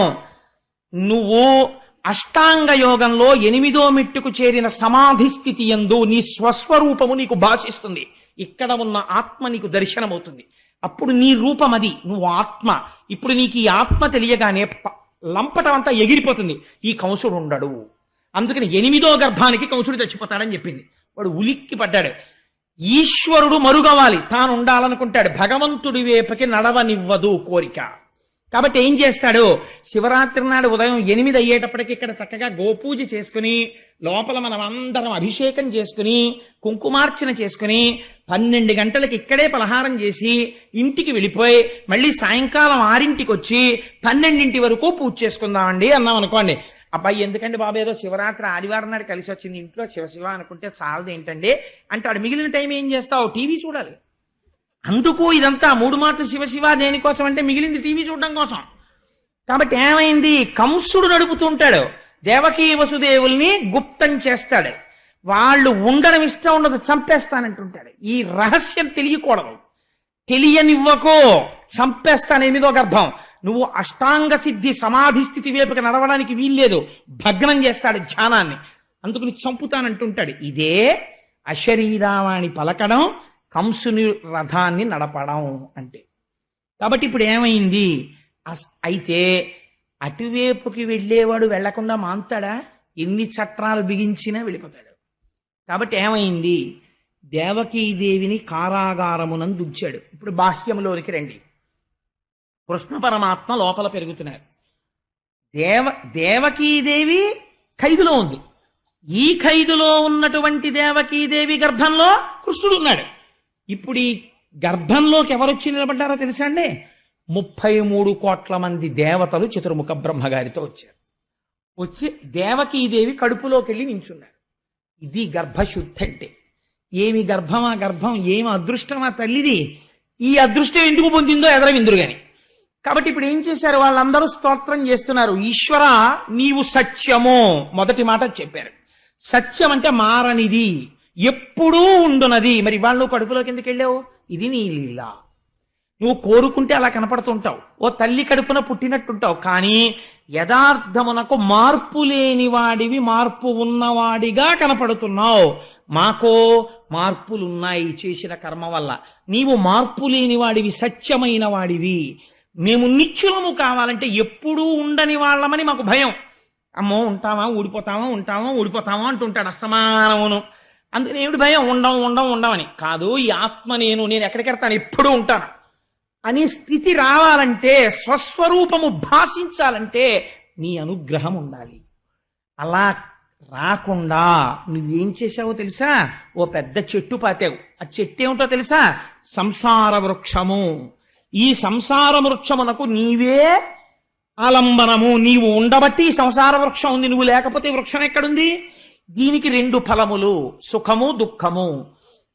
దీనికి 3 రసములు, సత్వ రజస్తమో గుణములు. 4 వేర్లు, ధర్మార్థ కామ మోక్షములు. దీనికి 5 రకములైనటువంటి విధానములు, శబ్ద స్పర్శ రస రూప గంధములు. దీనికి 6 ఊడలు. ఆ 6 ఊడలే కామ క్రోధ లోభ మద మోహ మాత్సర్యములు. 7 రకములైన పొరలు, చర్మము రక్తము మాంసము కొవ్వు అస్థి శుక్ల మేధ. దీనికి 8 కొమ్మలు ఈ చెట్టుకి. ఇవే 2 చేతులు, 2 కాళ్ళు, 4, 5 నోరు, 6 కంఠము, 7 హృదయము, 8 ఉదరము. ఈ 8 కలిపి 8 కొమ్మలు. ఈ చెట్టుకి 9 తొర్రలు, 2 కళ్ళు, 2 ముక్కులు, 2 చెవులు, 6 నోరు, 7 మలద్వారం, 8 మూత్రద్వారము, 9 తొర్రలున్న చెట్టు.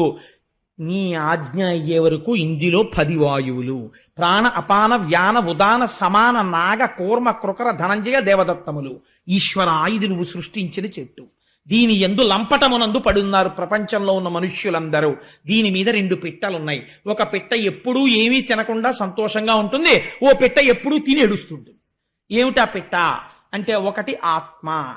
ఆత్మయే జీవుడన్నవాడే ఆత్మ. కానీ అందులోంచి ప్రతిబింబంలా బయటికి వచ్చి నేను జీవుడనని తిని ఏడుస్తూ ఉంటాడు, తినక సంతోషంగా ఉంటాడు పరమాత్మ. ఆయన ఎప్పుడూ ఆనందమే. ఆ పరమాత్మ సాక్షిగా ఉంటాడు, తెలుసుకుంటూ ఉంటాడు. ఇది అసలు స్వరూపం. నీవు అనేక శరీరములను తీసుకున్నావు. ఏ శరీరము తీసుకుని నువ్వొచ్చినది మాత్రము లోకమును రక్షించడానికే వచ్చావు, అటువంటి మహానుభావుడివి నువ్వు అని వాళ్ళు అన్నారు. ఒక చిత్రమైనటువంటి మాట అన్నారు. మహానుభావా, అయితే ఈ విషయాన్ని అందరూ తెలుసుకోలేరు. ఒక ఈశ్వరుడే లోక కళ్యాణం చెయ్యడానికి ఒకసారి తెల్లగా, ఒకసారి ఎర్రగా, ఒకసారి నల్లగా, ఒకసారి పావులు మెళ్ళో వేసుకొని, ఓసారి 4 ముఖాలతో, ఒకసారి శేషతల్పం మీద పడుకొని ఉంటాడని జ్ఞాపకం ఉండదు. ఎందుకు ఉండదో తెలుసా అంటే, మాయచేత ఎరుకమాలిన వారలు బహువిధంబుల నిన్ను పేరుకొండ్రు, ఎరుక కలిగిన వారు ఏకచిత్తంబున వివిధ మూర్తులుయును నీవేయండ్రు. మాయ కమ్మేసిన వాడికి భగవంతుడు ఏదో ఒక రూపంలోనే ఉన్నాడంటాడు, మిగిలినవి భగవంతుని యొక్క రూపాలు కావంటాడు. అంటే వాడు మాయ చేత కట్టబడ్డాడు. మాయ నీ అనుగ్రహంతో వదిలినవాడు ఆ ఈశ్వరుడే ఇన్ని రూపాలతో ఉన్నాడు అనగలుగుతాడు. కాబట్టి ఈశ్వర, నువ్వు ఆ జ్ఞానం ఇవ్వాలి. ఆశ్చర్యం ఏమిటో తెలుసా? నువ్వు నోరిచ్చి నీ నామము చెబితే గట్టి ఎక్కిస్తానంటే నీ నామం చెప్పడం కూడా కొందరికి బరువే. ఆ నామం కూడా చెప్పక అధోగతి పాలైపోతుంటారు. సరికదా, నీ నామాన్ని విమర్శిస్తారు, నీ కథల్ని విమర్శిస్తారు నువ్వు ఇచ్చిన నోటితో. ఎంత ఆశ్చర్యమో చూడు. చెప్పడం చెప్పేస్తున్నారు, విమర్శించడం విమర్శిస్తున్నారు. అధోగతుల పాలైపోయాక తెలుసుకుంటారు ఏమైపోయారు. ఇది దుర్వినియోగం చేస్తున్నారు. లోకం ఇలా నడుస్తోంది. కానీ మాయందు అనుగ్రహించి మహానుభావ, ముచ్చిరియున్నది లోకము నిచ్చలు కంసాది కలులు నిర్దయులేచన్ మచ్చిక కావవలయును విచ్చేయుము తల్లి కడుపు వెడలిబుకుందా. కంసాదులు రాజ్యం చేస్తూ భక్తులైనటువంటి వాళ్ళని నిగ్రహిస్తున్నారు. కాబట్టి స్వామి, నువ్వు అమ్మ గర్భంలోంచి బయటికి రావలసింది ముకుందా అని ప్రార్థన చేశారు. ప్రార్థన చేసిన తరువాత ఇక్కడ కంసుడి పరిస్థితి మహాదారుణంగా ఉంది. ఇందుచేత అష్టమ గర్భం వచ్చేసింది, నెలలు పెరుగుతున్నాయి. ఆవిడికి 9వ నెల వచ్చేసింది. స్పష్టంగా తేజస్సు కనపడుతోంది. ఆ అష్టమ గర్భంలో పుట్టేవాడు తన్ను చంపేస్తాడని భయం. అందుచేత తిరుగుచు, కుడుచుచు, త్రాగుచు, ఆఖరికి ఏం చేస్తున్నా సరే అరుగుచు కూర్చుండి లేచునవరత అనవరతంబున్ హరితలచి తలచి జగమా హరిమయముగ చూచ కంసుడారనియలుకన్. ఎంత చిత్రమో చూడండి. కంసుడికి కూడా జ్ఞానము చేత లోకమంతా ఒక ఈశ్వరుడు కనపడ్డట్టే కంసుడికి కూడా కనపడుతోంది. అందుకే అన్నాడు నారదుడు ధర్మరాజు గారితో, వైరంతో కూడా పొందుతున్నారు ఈశ్వరుణ్ణి అన్నాడు. తిరుగుచు, కుడుచుచు, వ్రాలుచు, అరుగుచు, కూర్చుండి లేచు అనవరతంబున్ హరితలచి తలచి జగమా హరిమయముగ చూచ కంసుడారనియలుకన్. తిరుగుతూ ఉంటాడు. అమ్మో ఇంకొచ్చేస్తాడేమో, ఏ క్షణంలో ప్రసవం అయిపోతుందో, పుట్టి ఏమో ఏం చేస్తాడో, ఏ రూపంలో వస్తాడో, ఎలా చంపుతాడో. తాగుతూ ఉంటాడు. గ్లాస్ అప్పుడైతే భయం, వచ్చేసాడేమో ఏ రూపంలోనో. ఎక్కడో ఎవరో స్వామి అంటారు, అమ్మో వచ్చేసాడేమో అని భయం. ఉలిక్కి పడుతుంటాడు. వాసన చూస్తుంటాడు, ఏమో వాసనారూపంగా ఎందుకు రాకూడదు. ఇంతకుముందు హిరణ్యకశిపుల్ని వాళ్ళందరినీ చిత్రంగా చంపాడు. హిరణ్యకశిపు ఉపాఖ్యానానికి సంబంధించిన రహస్యం ఎక్కడ చెప్పాడో తెలుసా అండి? ఆయన బలిచక్రవర్తి ఉపాఖ్యానంలో చెప్పాడు శ్రీమన్నారాయణుడు. మీ తాతోడు ఉండేవాడయ్యా, వాడు నా కోసం వెతికాడు నన్ను చంపుదామని, వైకుంఠానికి వచ్చాడో సార్ నా కోసం, నేనేం చేశానో తెలుసా? వాడి ముక్కు రంధ్రాల్లోంచి వెళ్ళి వాడి గుండెల్లో కూర్చున్నాను, వాడు బయటంతా వెతికాడు, వాళ్ళలోనే ఉన్నానని తెలుసుకోలేకపోయాడు, వెర్రాడు. ఆఖరికి ఇందులోంచి వచ్చి స్తంభంలోకి వచ్చి స్తంభంలోంచి బయటకు వచ్చి వాడిని చంపేశానన్నాడు.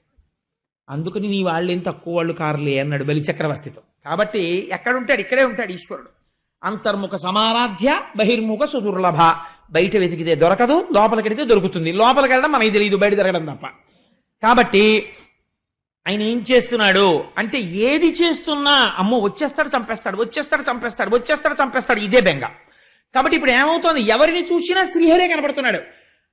హరితలచి తలచి జగమా హరిమయము గచూచ కంసుడారనియలుకన్. నిజంగా కృష్ణావతారం ఆవిర్భవించేటటువంటి సమయం ఆసన్నం అవుతోంది. మీకు ఒక గొప్ప రహస్యం చెప్పేస్తున్నాను ఇవాళ. ఏమిటో తెలుసా అండి? శ్రావణ మాసంలో అర్ధరాత్రి 12 గంటలకి ఆకాశం మబ్బులు పట్టి వర్షం పడుతుంటే శ్రీకృష్ణ భగవానుని యొక్క ఆవిర్భావం. మళ్ళీ అక్కడి నుంచి 6 నెలలు లెక్కెట్టండి. భాద్రపదము, ఆశ్వీజము, కార్తీకము, మార్గశీర్షము, పుష్యము, మాఘము. మాఘమాసంలో మళ్ళీ మహాశివరాత్రి నాడు అర్ధరాత్రి 12 గంటలకి లింగోద్భవం. ఏమిటి చిత్రం? 6 నెలలు కరచరణాదులున్నవాడి పూజ చేస్తే ఆకారము ఉన్నదా ఆకారము లేదా అన్న లింగస్వరూపము జ్యోతిర్లింగమై భాషిస్తుంది. అలా ఎలా వస్తుందో రేపు మహాశివరాత్రి నాటి సాయంకాలం ఉపన్యాసంలో చెప్తా. మహాశివరాత్రి నాడు లింగోద్భవం అంటే ఏమిటో అర్ధరాత్రి 12 గంటలకి ఖచ్చితంగా 6 నెలలకి లింగోద్భవం. ఎక్కడ శివకేశవ భేదాలు ఉన్నాయండి? ఎంత ఆశ్చర్యంగా ఉంటుంది మనుష్యుణ్ణి ఉద్ధరించడానికి ఈశ్వరుడి యొక్క తత్వం. కాబట్టి ఇప్పుడు ఆకాశం అంతా మబ్బులు పట్టుంది. ఈయన ఏ నిమిషానికి ఆ నిమిషమే భయం. ఒక రోజు అనుకున్నట్ట ఇంకా సుఖం లేదు, చంపేస్తాను, అసలు గొడవ వదిలిపోతుంది, నేను ఈ టెన్షన్ పడలేకపోతున్నాను, వీడు ఎప్పుడు పుట్టేస్తాడో, చంపేస్తాను దేవకీదేవిని అనుకున్నాడు. వెళ్ళాడు. లోపల ఉన్నవాడు ఎవరండి? మహామాయా మానుష రూపుడు. ఆ చెల్లెల్ని చూస్తే జాలేసిందిట. ఇంత పరాక్రమవంతుడిని, ఆడపిల్లని చంపనా, గర్భిణిని, ఇంకెందుకు, ఎలాగో పుడతాడు కదా, పుట్టిన తర్వాత చంపేస్తాను అని వెనక్కి వచ్చేసాడు. వెనక్కి వచ్చాడు కానీ నిద్ర పట్టట్లేదు. ఆ రోజే నిద్ర పట్టింది వాడి కర్మ. గాఢ నిద్రలో ఉన్నాడు. భటుల్ని పెట్టాడు, తలుపులు దగ్గరకేశాడు, వాటికి ఇనప గొలుసులేశాడు, వాటిలో మేకులు దింపాడు, తాళాలు వేశాడు, చెవులు బొడ్డులో పెట్టుకున్నాడు. బిడ్డడు ఏడ్చిన తర్వాత ఒక హుకుం జారీ చేశాడు. వేసిన తాళాలకి సీల్స్ వేస్తుంటాం ఇప్పుడు, అలా రాజముద్రలు సరిగ్గా ఉన్నాయో లేచొచ్చి చెప్పమని చెప్పాడు తాళాలకి. ఇంకా దారుణం ఏమిటో తెలుసా అండి? వసుదేవుడు ఏమైనా చేస్తాడేమో అని అనుమానంతో వసుదేవుడి కాళ్ళకి చేతులకి ఇనప సంకెళ్ళేశాడు, వేసి కూర్చోబెట్టాడు ఆ కారాగారంలో. ఎంత దారుణం అంటే ఆనాడు దేవకీ ప్రసవ సమయమునందు సహాయం చేసిన వారు లేరు, అంత బాధపడింది ఆ తల్లి. అటువంటి స్థితిలో అర్ధరాత్రి 12 గంటల వేళ జలధరదేహునాజాను చతుర్బాహు సరసీరుహక్షు విశాలవక్షు జారు గదా శంఖచక్ర పద్మ విలాసు కంఠ కౌస్తుభమణి కంతిభాను కమనీయ కటిసూత్ర కంకణ కేయూర శ్రీవత్సలాంచనంచిత విహారు మరుకుండల ప్రభాయుత కుంతలలలాటు వైఢూర్య మణిగణవర కిరీటు బాలు పూర్ణేందు రుచిజాలు భక్త లోకపాలు సుగుణాలవాలు కృపావిశాలు చూచి తిలకించి పులకించి చొజ్జమంది. నల్లటి మొబ్బెలా ఉంటుందో అటువంటి కాంతితో పట్టు పీతాంబరం కట్టుకుని శంఖచక్ర గదా పద్మములను ధరించినటువంటి వాడై మహానుభావుడు మంచి వజ్ర వైఢూర్యములు పొదగబడినటువంటి కిరీటంతో మంచి నల్లటి కుంతలములతో చెవులకు పెట్టుకోబడినటువంటి కర్ణాభరణముల యొక్క కాంతి గండస్థలముల యందు ప్రకాశిస్తూ ఉండగా మెడలో ఆ శ్రీవత్సమ కౌస్తుభం అనేటటువంటి రత్నాన్ని ధరించి శ్రీవత్సమన్న పుట్టుమచ్చతో సమస్త లోకములు కొలిచేటటువంటి పాదపద్మములతో చంటి పిల్లవాడిగా వసుదేవుడికి దర్శనమిచ్చాడు. అటువంటి పిల్లవాణ్ణి చూసి నిజంగా వసుదేవుడు సంకెళ్లలో ఉన్నాడు. ఏమి పద్యం వేసేశారండి! పోతన గారు దర్శనం చేస్తూ కళ్ళ నీళ్లు చిప్పిల్లి ఘంటంగా జరిగింది. జలధరదేహు నాజాను చతుర్బాహు సరసీరుహక్షు విశాలవక్షు జారు గదా శంఖచక్ర పద్మ విలాసు కంఠ కౌస్తుభమణి కంతిభాను కమనీయ కటిసూత్ర కంకణ కేయూర శ్రీవత్సలాంచనంచిత విహారు మరుకుండల ప్రభాయుత కుంతలలలాటు వైఢూర్య మణిగణ వరకిరీటు బాలు పూర్ణేందు రుచిజాలు భక్త లోకపాలు సుగుణాలవాలు కృపావిశాలు చూచి తిలకించి పులకించి చోద్యమంది ఉబ్బి చెలరేగి వసుదేవుడు ఉత్సహించే. పొంగిపోయాట పిల్లాన్ని చూసి, పొంగిపోయి అన్ని లోకములను కాపాడేటటువంటి వాడు నాకు కొడుకుగా పుట్టాడు. మామూలుగా కొడుకు పుడితేనే గోదానం చేస్తారు, వస్త్రదానం చేస్తారు, హిరణ్యదానం చేస్తారు. నాకు శ్రీమన్నారాయణుడు కొడుకుగా పుట్టాడు, నేను ఎన్ని చెయ్యాలి? కానీ కొడుకు పుట్టినప్పుడు సచేల స్నానం చెయ్యాలి. నేను స్నానం చెయ్యడానికి కూడా లేదని స్నానము చేయక రామిని ఆనందరసాబ్ధిమగ్నుండై ధేనువులను 10,000 విప్రులకును మానసికముగా ధారవోసమరి ఇచ్చుటకొన్. వెంటనే ఆ కృష్ణ దర్శనంతో కృష్ అంటే నిరతిశయ ఆనంద రూపుడు. ఆ ఆనందంలో తాను స్నానం చేసేసట. స్నానం చేసేసి ఒక్కసారి నీళ్లు ముట్టుకున్నట్ట. మానసికంగా 10,000 మంది బ్రాహ్మణులకు 10,000 గోవుల్ని దానం చేశాట.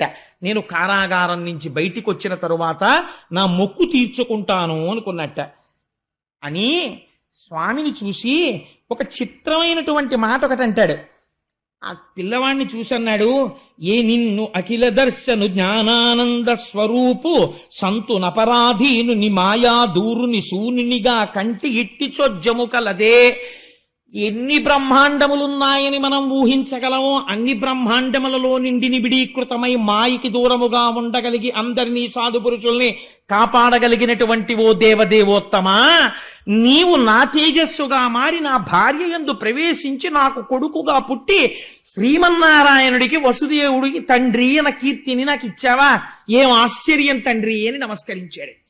దేవకీదేవింది, సర్వము నీలోనిదిగా సర్వాత్ముడవాత్మ వస్తు సంపన్నుడవై సర్వమయుడవగు నీకును సర్వేశ్వర లేవులోను సంధులు వెలయన్. కడుపున పుట్టిన కొడుక్కి తాను నమస్కరిస్తోంది. ఈశ్వర, ఇది లేదు ఇది ఉంది అని చెప్పడానికి లేదు. దృశ్యతే శ్రూయతేపి వా అంతర్బహిశ్చ తత్సర్వం వ్యాప్య నారాయణ స్థిత. అన్నీ నీయందున్నాయి. అన్నీ నీయందున్న వాడివి నీవు నాయందు కొడుకుగా పుట్టావు. ఏమి భాగ్యం చేసుకున్నానయ్యా అని పొంగిపోయింది. స్వామి, నన్ను కారాగారంలో పెట్టాడు నా సోదరుడు, నీకేం అపాయం వస్తుందో అని బెంగ పెట్టుకుంటున్నాను అంది. ఆ దేవకీ వసుదేవుల వంక చూసి నవ్వుతూ, దేవకీ వసుదేవులారా, మీరు భయపడకండి, అసలు నేను ఇలా ఎందుకు జన్మించానో రహస్యం చెప్తాను వినండి. స్వయంభౌమనువు యొక్క మన్వంతరంలో మీరిద్దరూ కూడా ఒక ప్రజాపతి భార్య. నీ పేరు సుతపుడు, ఆమె పేరు పృష్ణి. మీ ఇద్దరు 12,000 దివ్య సంవత్సరములు నా గురించి తపస్సు చేశారు. ఆకులు అలములు తింటూ నేను ప్రత్యక్షం అయ్యాను. ఏం కావాలని అడిగాను. మీకు పుత్రుడి మీద వ్యామోహం ఉండిపోయింది. నీలాంటి కొడుకు కావాలి అన్నారు. నాలాంటి కొడుకు నేను తప్ప ఇంకొకడు లేడు. మీరు అంత కష్టపడి తపస్సు చేసినందుకు మీరు ఒక మాట అడిగితే నేను 3 మార్లు పుట్టాను. ఒకసారి మీకు పృష్ణి గర్భుడిగా పుట్టాను. రెండవసారి మీరు అదితి కశ్యపులుగా ఉంటే వామనమూర్తిగా పుట్టాను. ఇప్పుడు దేవకీ వసుదేవులుగా ఉండగా కృష్ణ భగవానుడిగా పుట్టాను. ఈ అవతారంలో ఒక గొప్పతనం ఉంది.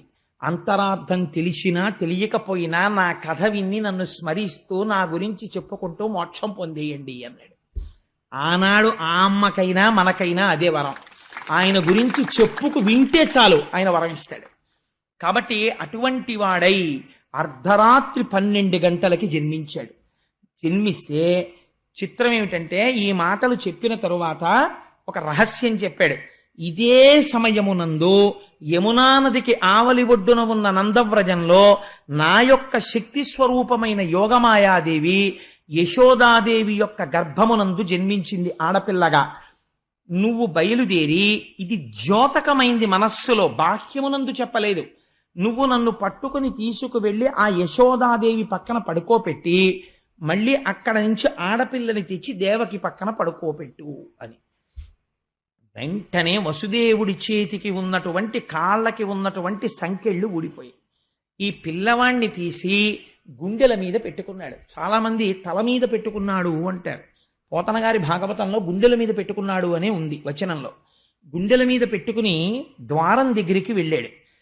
ద్వారానికి ఇనప గొలుసులున్నాయి, మేకులున్నాయి, తాళాలున్నాయి, ఊడిపోయాయి. కంసుడితో సహా అందరూ గుర్రు పెట్టి నిద్రపోతున్నారు. బయటికి వచ్చాడు. తప్పుకోవడానికి వీలు లేకుండా ఇక్కడ నిలబడిన వాడు ముఖ్యద్వారంలోకి కనపడే ఏర్పాటు చేశాడు. ఒక్కొక్క ద్వారం దాటుతున్నాడు. వెనక పడగలు పట్టి శేషుడు వస్తున్నాడు. ఆయన మీద నీడ పట్టి ఈ తలుపులు శేషుడు వేసేస్తున్నాడు. దాటి బయటికి వచ్చాడు. ఆకాశమంతా నల్లటి మబ్బు పట్టుంది, గాఢాంధకారం, శ్రావణమాసం, వర్షం పడుతోంది. శేషుడు పడగలు పట్టి ఆచ్ఛాదించాడు. యమున దగ్గరికి వెళ్ళారు. విపరీతమైన వేగంతో ప్రవహిస్తోంది. ఈ వసుదేవుడు కృష్ణ పరమాత్మని ఇలా పెట్టుకుని ఆ యమున వంక చూశాడు. ఆశౌరికి తెరవసగెను ప్రకాశోద్దత తుంగ భంగ కలిత ధరా సాకాశయగు యమున మును సీతేశునకు పయోధిత్రోవ ఇచ్చిన భంగిన్. కృష్ణ పరమాత్మని గుండెల మీద పెట్టుకున్న వసుదేవుణ్ణి చూడగానే ఆనాడు రామచంద్రమూర్తికి చోటిచ్చేసిన సముద్రంలా యమున చోటిచ్చేసింది. అందులోంచి వసుదేవుడు వెళ్ళిపోయాడు. ఇదే అక్కడికి వెళ్ళి కృష్ణ పరమాత్మని పడుకోబెట్టాడు. అక్కడ ఆడపిల్ల పుట్టిన ఎవ్వరికి తెలియదు, అందరూ గాఢ నిద్రలో ఉన్నారు. ఈ పిల్లవాడిని అక్కడ పడుకోబెట్టాడు. కుయ్యి అనలేదు, కయ్యి అనలేదు. ఆ పిల్లని ఎత్తుకున్నాడు, చక్కగా పట్టుకున్నాడు. మళ్ళీ తిరిగి వచ్చాడు, మళ్ళీ యమున దారి ఇచ్చేసింది. మళ్ళీ యమున దాటి ఈవలి ఒడ్డుకు వచ్చాడు. వచ్చి అంతఃపురంలోకి ప్రవేశించాడు. ఒక్కొక్క తలుపు తెరుచుకుంది. లోపలికి వెళ్ళాడు. ద్వారాలు వేసుకున్నాయి, ఇనప సంకెళ్ళు పడిపోయాయి, మేకులు పడిపోయాయి, తాళాలు పడిపోయాయి. వసుదేవుడు వెళ్ళి ఆడపిల్లని ఆ దేవకీదేవి పక్కన కూర్చోపెట్టాడు. తను వచ్చి ఇలా కూర్చున్నాడు. ఇన్ని మూసుకున్నాయి, సంకెళ్ళు మాత్రం తగులుకోలేదు, అలాగే ఉండిపోయాయి. అన్ని మూసుకున్నాయి, సంకెళ్ళు తగులుకోకుండా అలాగే ఉన్నాయి. ఇప్పుడు వసుదేవుడు చూశాడు. ఒక నవ్వు నవ్వి, పదముల సంఖ్యలనిడుకొని మదితలచు సూరసుతుడు ముందరివోలెన్ గుదురుకల రీతి దేహము కదలించుచు నూరకుండె గురువరతంబున్. ఉపనిషత్ రహస్యం చెప్పేశారు. ఏమైంది అంటే, కృష్ణ పరమాత్మని ఇక్కడ ధరించాడు అంటే లోపల ఉన్న ఆత్మస్వరూపాన్ని తెలుసుకున్నాడు ఇప్పుడు వసుదేవుడు. తెలుసుకోగానే భిద్యతే హృదయ గ్రంథి చింద్యంతే సర్వసంశయా చీయంతే చాస్య కర్మాణి తస్మిన్ దృష్టే పరావరే. ఆ హృదయ గ్రంథి విడిపోయింది, ఆ గొలుసులు ఊడిపోయాయి, ఇప్పటి వరకు ఉన్న కర్మబంధములు తెగిపోయాయి, సంశయాలు తొలగిపోయాయి. బయటికెడుతుంటే అవివేకమన్న మబ్బులు, అజ్ఞానమన్న చీకటి పట్టి ఉంది. ఆధ్యాత్మిక ఆదిభౌతిక ఆదిదైవికములనేటటువంటి వర్షములు పడుతున్నాయి. పరమభక్తుడైన వాడికి ఇవి ఇబ్బంది పెట్టవు. అందుకని శేషుడు పడగబట్టాడు.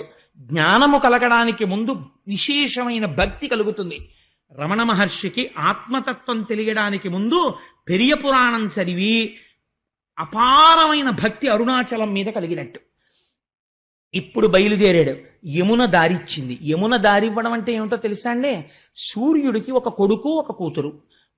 కొడుకు యముడు, కూతురు యమున. ఇద్దరూ ఆగరు. యమున కాలస్వరూపం, ప్రవహించి వెళ్ళిపోతుంది, వెనక్కి రాదు. కాలం వెళ్ళిపోతుంది, ఎవరి కోసం ఆగదు. నేను భాగవతం వినలేనంటే అదేం ఆగదు, వెళ్ళిపోతుంది, వెనక్కి రాదు. వెళ్ళిపోతున్న కాలంలో ఎవడెప్పుడు పడిపోవాలో యముడికి తెలుసు, ఆయన తీసేస్తాడు. ఆయన ఆగడు, కాలస్వరూపంలో సూర్యుడు వెళ్ళిపోతుంటాడు. అందుకే సూర్య కుటుంబం అంతా అలాగే ఉంటుంది. ఇట్లాంటి యమధర్మరాజు కాలము దారిచ్చాయి అంటే కాలమునకు వశుడు కాడు అంటే మృత్యువు లేదు. అందుకే రమణ మహర్షి దగ్గరికి వెళ్ళి, భగవాన్ మీరు చచ్చిపోతారని మాకు భయంగా ఉంది అంటే ఆయన నవ్వి, నాకు చావెక్కడుంది, నేను ఎప్పుడూ ఉండేవాణ్ణి, మీరు వెళ్ళిపోతారేమో అనేవారు. మీరు వెళ్ళిపోతారేమో అంటే నేను వెళ్ళడానికి చోటు ఎక్కడుంది, నేను అంతటా పరివ్యాప్తము చెందిన ఆత్మస్వరూపుడను అనేవారు ఆయన. ఈ ఆత్మస్థితి పొందిన వాడికి శరీరము పడిపోవడం గురించి బెంగ ఉండదు. ఇది పంచభూతాలు వెళ్ళిపోతాయి, ఆత్మ ఇలాగే ఉంటుంది నమ్మారు. ఆత్మగా ఉండిపోయారు. ఆత్మగా అరుణాచలమునంద జ్యోతి రూపముగా. అదే ఇందాక చెప్పినటువంటి దేవకీ వసుదేవులు అరుణాచలం కొండలో కలిసిపోయారు. కానీ దేహము పడిపోయేంత వరకు జ్ఞాని రోగము దీనికి వస్తే సాక్షిగా ఉంటాడు. మనం రోగం వస్తే దాంతో తాదాత్మ్యత చెందుతాం. దాన్ని కూడా సాక్షిగా గమనిస్తాడు, ఆ రోగాన్ని కూడా సాక్షిగా ఉంటాడు, తనంత తాను శరీరం పడిపోయే వరకు. కాబట్టి ఇప్పుడు ఆయన ఉన్నాడా లేడా? అందరిలాగే ఆయన తిరుగుతారు, అందరిలాగే ఆయన ఓ కర్రట్టుకుంటారు, ఓ గోచి పెట్టుకుంటారు, తిరుగుతూ ఉంటారు. ఆయన ఉన్నట్టా లేనట్టా అంటే ప్రారంధమైపోయేంత వరకు ఈ శరీరం వచ్చేసింది కాబట్టి అది పడిపోయే వరకు శరీరం ఉంటుంది. కాబట్టి తగిలించుకున్న బంధనాలివి ఆ ఉండడం. అంతేకాని తగులుకున్న బంధనాలు కావు. తగులుకున్న బంధనాలు మనకి రాదు విడిపించుకోవడం. తగిలించుకున్న బంధనాలు జ్ఞానివి. అందుకని ఆయన తగిలించుకుని పూర్వం ఎలా ఉన్నాడో అలాగే ఉన్నట్టున్నాడు. ఎవ్వరికీ తెలియదు. అతను ఒకసారి గుండెల మీద పెట్టుకుని యమునని దాటి వెనక్కొచ్చాడు. అందుకే ఆడపిల్ల నొదలమని వసుదేవుడు ఏడవడు, దేవకి ఏడుస్తుంది. కాబట్టి ఇంకా మోహం ఎవరిని పట్టింది అంటే విష్ణుమాయ దేవకి యందు ఉన్నది. తల్లి కాబట్టి ఉండాలి, లేకపోతే కంసుడికి అనుమానం వస్తుంది. ఇప్పుడు ఏమైంది? ఈ ఆడపిల్ల ఏడ్చింది. ఏడిస్తే వీళ్ళందరూ లేచారు. ఇది వీళ్ళ ప్రజ్ఞ అనుకుంటున్నారు. ఇది విచిత్రం. వీళ్ళు లేచి అమ్మ పిల్ల పుట్టిందిరా అన్నారు. ముందేం చూశారు? తాళం కప్పల మీద రాజముద్ర చూశారు, ఉన్నది. కాబట్టి లోపల వాళ్ళు ఎక్కడికి వెళ్ళలేదు. ఆత్మదర్శనమైన వాడికి పైన మార్పు ఏమీ ఉండదు. రమణ మహర్షికి ఆత్మదర్శనం అయిపోయిన తర్వాత నల్లటైన తెల్లగా అయిపోవడమో, తెల్లటైన ఆకుపచ్చగా అయిపోవడమో అలా ఏమి ఉండదు. అప్పుడు ఇప్పుడు ఒకలాగే ఉంటారు, కానీ లోపల మాత్రమే తెలుస్తుంది వారికి. కాబట్టి బయట నుంచి చూసేవాడికి ఏమైనా తెలుస్తుందా? అనుమానమే మిగులుతుంది అంతే. ఆత్మదర్శనం అయిందా అండి నిజంగానో అని అనుమానం. కాబట్టి ఏమవుతుంది అంటే ఆ మహానుభావుడు అలా కూర్చుని ఉన్నాడు. వీళ్ళు ఏడుపు విని పరిగెత్తుకుంటూ కంసుడికి వెళ్ళి చెప్పారు. చెప్పగానే వాడు నిద్రపోతున్నవాడు జుట్టు విరబోసుకుని పరిగెత్తుకొచ్చాడు. వచ్చి తాళాలు తీశాడు. తీస్తే పాపం పిచ్చి తల్లి కదా దేవకీదేవి, ఈ ఆడపిల్ల ఏడుస్తుంటే ఆవిడ్ని విష్ణుమాయ కప్పేసింది. ఈ ఆడపిల్ల తన పిల్లే తనే రక్షించుకోవాలనుకుంటోంది. అనుకుని అన్నగారికి కనపడకుండా పమిటలో పెట్టేసుకుంది. ఆ పిల్లని పెట్టేసుకుని గుండెలకి దగ్గరగా హత్తేసుకుని అసలు ఆడపిల్లో మగపిల్లవాడో తెలియకుండా దగ్గరికి పెట్టేసుకుని కాళ్ళు పైకెత్తేసి ఏడుస్తోంది. ఏమని అంటే అది పోతన గారికే చెల్లింది ఆ దర్శనం. అన్న శమింపు మన్న తగదల్లుడు కాడిది మేన కోడలవు మన్నన చేయు మన్న విను మానిని చంపుట రాచపాడి కాదన్న సుకీర్తివై మన గదన్న మహాత్ములు పోవు త్రోవ పోవన్న భవత్ సహోదరి కదన్న నిను శరణంబు వేడదన్. 1కి 10 మాటలు అన్నయ అన్నయ అన్నయ అన్నయ అంటుంది. వాడి మనసు కరుగుతుందని. అన్న శమింపు మన్న తగదల్లుడి కాడిది మేన కోడలవు. అన్నయ్య ఇది ఏంటి మేనల్లుడు కాడన్నయ్యా, చంపేయడానికి మేనకోడలన్నయ్యా, నన్ను నమ్మన్నయ్యా. 7గురిని చంపేశావన్నయ్యా, ఇప్పుడు 6గురిని చంపేశావు, 7వది గర్భస్రావం అయిపోయింది. ఇది ఆడపిల్ల, ఇంటికి ఆడబడుచు, నీకు కోడలు, నువ్వు మన్నన చెయ్యాలన్నయ్యా. మహాత్ములు పోవు త్రోవ పోవన్న పసిపిల్ల ఆడదాన్ని చంపాడన్న అపఖ్యాతి నువ్వు కట్టుకోకన్నయ్యా, విడిచిపెట్టన్నయ్యా, ఈ పిల్లనైనా బతకని అన్నయ్యా అని చెప్పి పాపం ఏడుస్తోంది. ఏడుస్తూ ఇంతమందిని చంపేశావు కదా, కనీసం నాకు పుత్రుడు నీ బ్రతుకు నాకు శత్రుండని వింటి కాన సమయింపతగున్ పుత్రులకు నోచనైతి ని పుత్రీదానంబు చేసి పుణ్యము కనవే. అన్నయ్య కొడుకులు పుడితే నిన్ను చంపేస్తారని చంపేశావు, నేనేమనలేదు. ఇది ఆడపిల్ల, నేను నా కూతురు దక్కిందని నేను అనుకోను. మా అన్నయ్య నాకు పుత్రికా దానం చేశాడని చెప్పుకు బతుకుతానన్నయ్య, వదిలేయన్నయ్య, ఆడపిల్లను వదిలేయన్నయ్య అని ఏడుస్తోంది. కళ్ళకి కట్టించి క్యాన్వాస్ మీద గీశారండి అక్షరాలతో పోతన గారు. అది ఆయన రచనా ప్రౌఢిమ. వీడు మహోగ్రతతో సోదరిని నిందించాడు. నిందించి అటు వెతికి ఇటు వెతికి ఆ పసిపిల్ల యొక్క 2 కాళ్ళు పట్టుకుని లాగేశాడు. లాగేసి గిర్ర గిర్ర గిర్ర గిర్ర తిప్పి బండకేసి కొట్టాడు. కొడితే ఈ పిల్ల బండకి తగలడం మాని పైకి వెళ్ళిపోయింది, ఆకాశంలో వెళ్ళిపోయి దివ్యమైనటువంటి రథమునందు ఆరూఢి అయి అక్కడ కూర్చునుంది. అటు నుంచి విమానాల్లో ఇంతమంది దేవతలందరూ వచ్చి నిలబడ్డారు.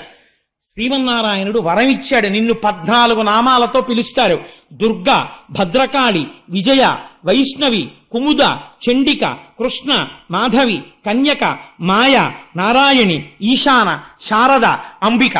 భాగవతాంతర్గతంగా ఈ 14 నామాలు ఎవరు వింటున్నారో ఆ విన్న వాళ్ళందరికీ ఏతించి చూచి చెలగుచు, అలాంటి వాళ్ళకి, నిన్ను చూసిన వాళ్ళకి, ఈ నామం విన్న వాళ్ళకి, పేరు పలికిన వాళ్ళకి దేశంలో నువ్వు ఎక్కడెక్కడున్నా నీకు రక్షించడం తప్ప ఇంకోటి తెలియదు, అలా రక్ష చేస్తావన్నావు అన్నారు. అందుకని ఆ తల్లి ఆకాశంలో నిలబడింది. దేవతలు, యక్షులు, గంధర్వులు, కిన్నెరులు, కింపురుషులు వచ్చి పాటలు పాడుతూ తల్లికి అగరుధూపాలు సమర్పిస్తున్నారు, నైవేద్యాలు సమర్పిస్తున్నారు. ఈ తల్లి ఇవన్నీ తీసుకుని కిందనున్న కంసుడి వంక చూసి ఒక మాట అంది. తెంపరివై బొరింబొరిని దేవకి బిడ్డల చిన్ని కుర్రలం చంపితివి శిరోజిదియు బీరమే రల మీద నన్నొంపితివి. ఓరి దుర్మార్గుడా, పిల్లలందరినీ తీసుకుని రాళ్లకేసి కొట్టి చంపావు, నన్ను కూడా కొట్టాలని ప్రయత్నం చేశావు. నా సరసంజనించి నిన్ను చంపెడి వీరుడొక్కడు, ప్రవృద్ధిని పొందెడివాడు దుర్మతి. నాతో పాటు పుట్టి నిన్ను చంపేటటువంటి వాడు వేరొక చోట పెరుగుతున్నాడు, నువ్వు చచ్చిపోవడం ఖాయం అని చెప్పి దేవతలు సేవిస్తుండగా తల్లి వెళ్ళిపోయింది. ఈశ్వరుడిది నిర్భయత్వం. మరణం కోసం భయపడుతూ ఎంతకాలం సత్యాన్ని ఎప్పటికీ సత్యం తెలుసుకోగలుగుతాడు.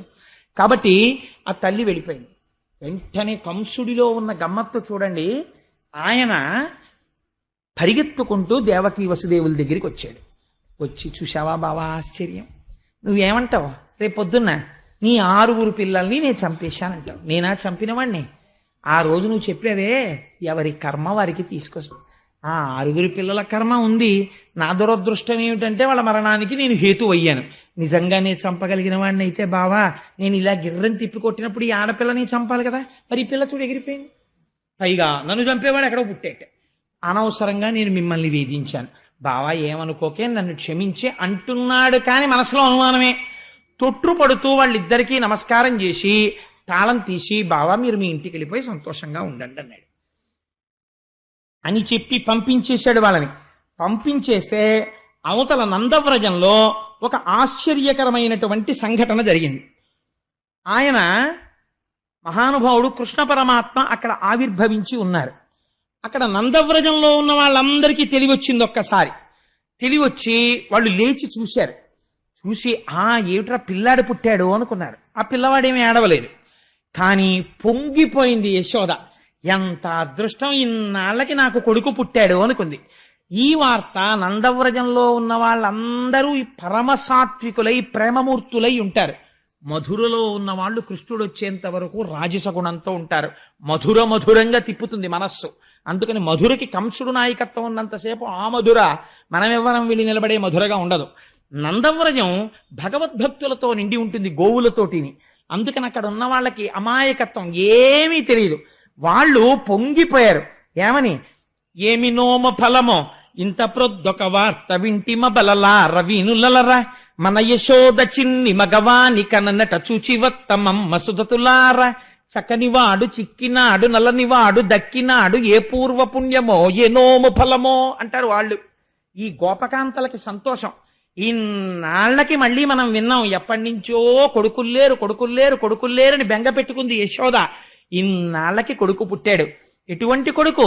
ఏమి నోమ ఫలము ఇంత ప్రొద్దొక వార్త వింటిమ అబలలా రవీనులరా మన యశోద చిన్న మగవానిక నిన్నట. ఆ పద్యంలో అందం చూడండి. పలికెటిది భగవతమట, పలికించు విభుండు రామభద్రుండట. చిన్ని మగవానిక నిన్నట ఏమిటండి? చిన్ని మగవాణ్ణి కనకపోతే పెద్ద మగాన్ని కంటారేంటి అసలు ఎక్కడైనా?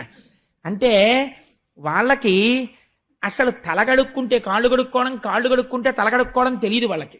అంత అమాయకత్వం ఆ గొల్లలకి. అందుకని వాళ్ళు మాట్లాడేటప్పుడు అలాగే మాట్లాడతారు. అందుకని మన యశోద చిన్న మగవానిక నిన్నట చూచివత్తమమ్మ సుధతులారా అని అక్కడికి వెళ్ళారు. వెళ్ళేటప్పుడు పోతన గారు ఒక అద్భుతమైనటువంటి లైవ్ టెలికాస్ట్ ఒకటి ఇచ్చారండి. వీళ్ళందరూ పరిగెత్తుకుంటూ ఆ యశోద ఉన్నటువంటి గృహానికి వెళ్ళారట. ప్రసూతి గృహంలోకి మగవాళ్ళు వెళ్ళరు, ఆడవాళ్ళు వెళతారు. అందుకని ఆడవాళ్ళందరూ లోపలికి వెళ్ళారు.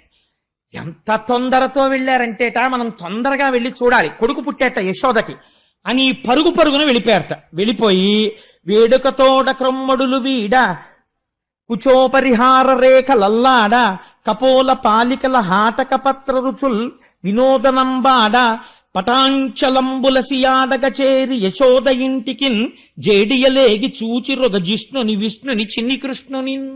ఎంత గబగబా పరిగెత్తారంటేట వాళ్ళు గబగబా ప్రసూతి గృహానికి వెళ్ళడంలో వాళ్ళు వేసుకున్నటువంటి కొప్పులు ఊడిపోయేట, వాళ్ళు వేసుకున్న హారాలు ముడులు పడిపోయి ఇటు అటు చిందరవందర అయిపోయేట. వాళ్ళందరూ బయటికి వచ్చి నిలబడి లోపల ఉన్న పిల్లాన్ని చూసి వచ్చారు. వీళ్ళకా కొడుకు పుట్టింది, యశోదకు పుట్టాడు. కానీ వీళ్ళేం చేస్తున్నారో తెలుసా అండి? ఆనందం. ఏతించి చూచి చెల్లగుచ్చు నేతుల పెరుగులను పాల నీళ్లను వెన్నన్ ప్రీతి వసంతములాడిరి ఏతరుల ఈ సరస భాషల సగన్ గొల్లల్. ఆ పాలు తీసి ఒకళ్ళ మీద ఒకళ్ళు కొట్టేసుకున్నారట, నెయ్యి తీసి ఒకళ్ళ మీద ఒకళ్ళు విసిరేసుకున్నారట, వెన్న ముద్దలు తీసి ఒకళ్ళ మీద ఒకళ్ళు విసిరేసుకున్నారట, నీళ్ల కడవలు కుమ్మరించేసుకున్నారట, వసంతాలు ఆడేసుకున్నారట. ఎందుకంటే మన నందప్రభువుకి కొడుకు పుట్టాడు అని పొంగిపోయి వీళ్ళందరూ బయటికి వచ్చి ఒకళ్ళతో ఒకళ్ళు చెప్పుకుంటున్నారట.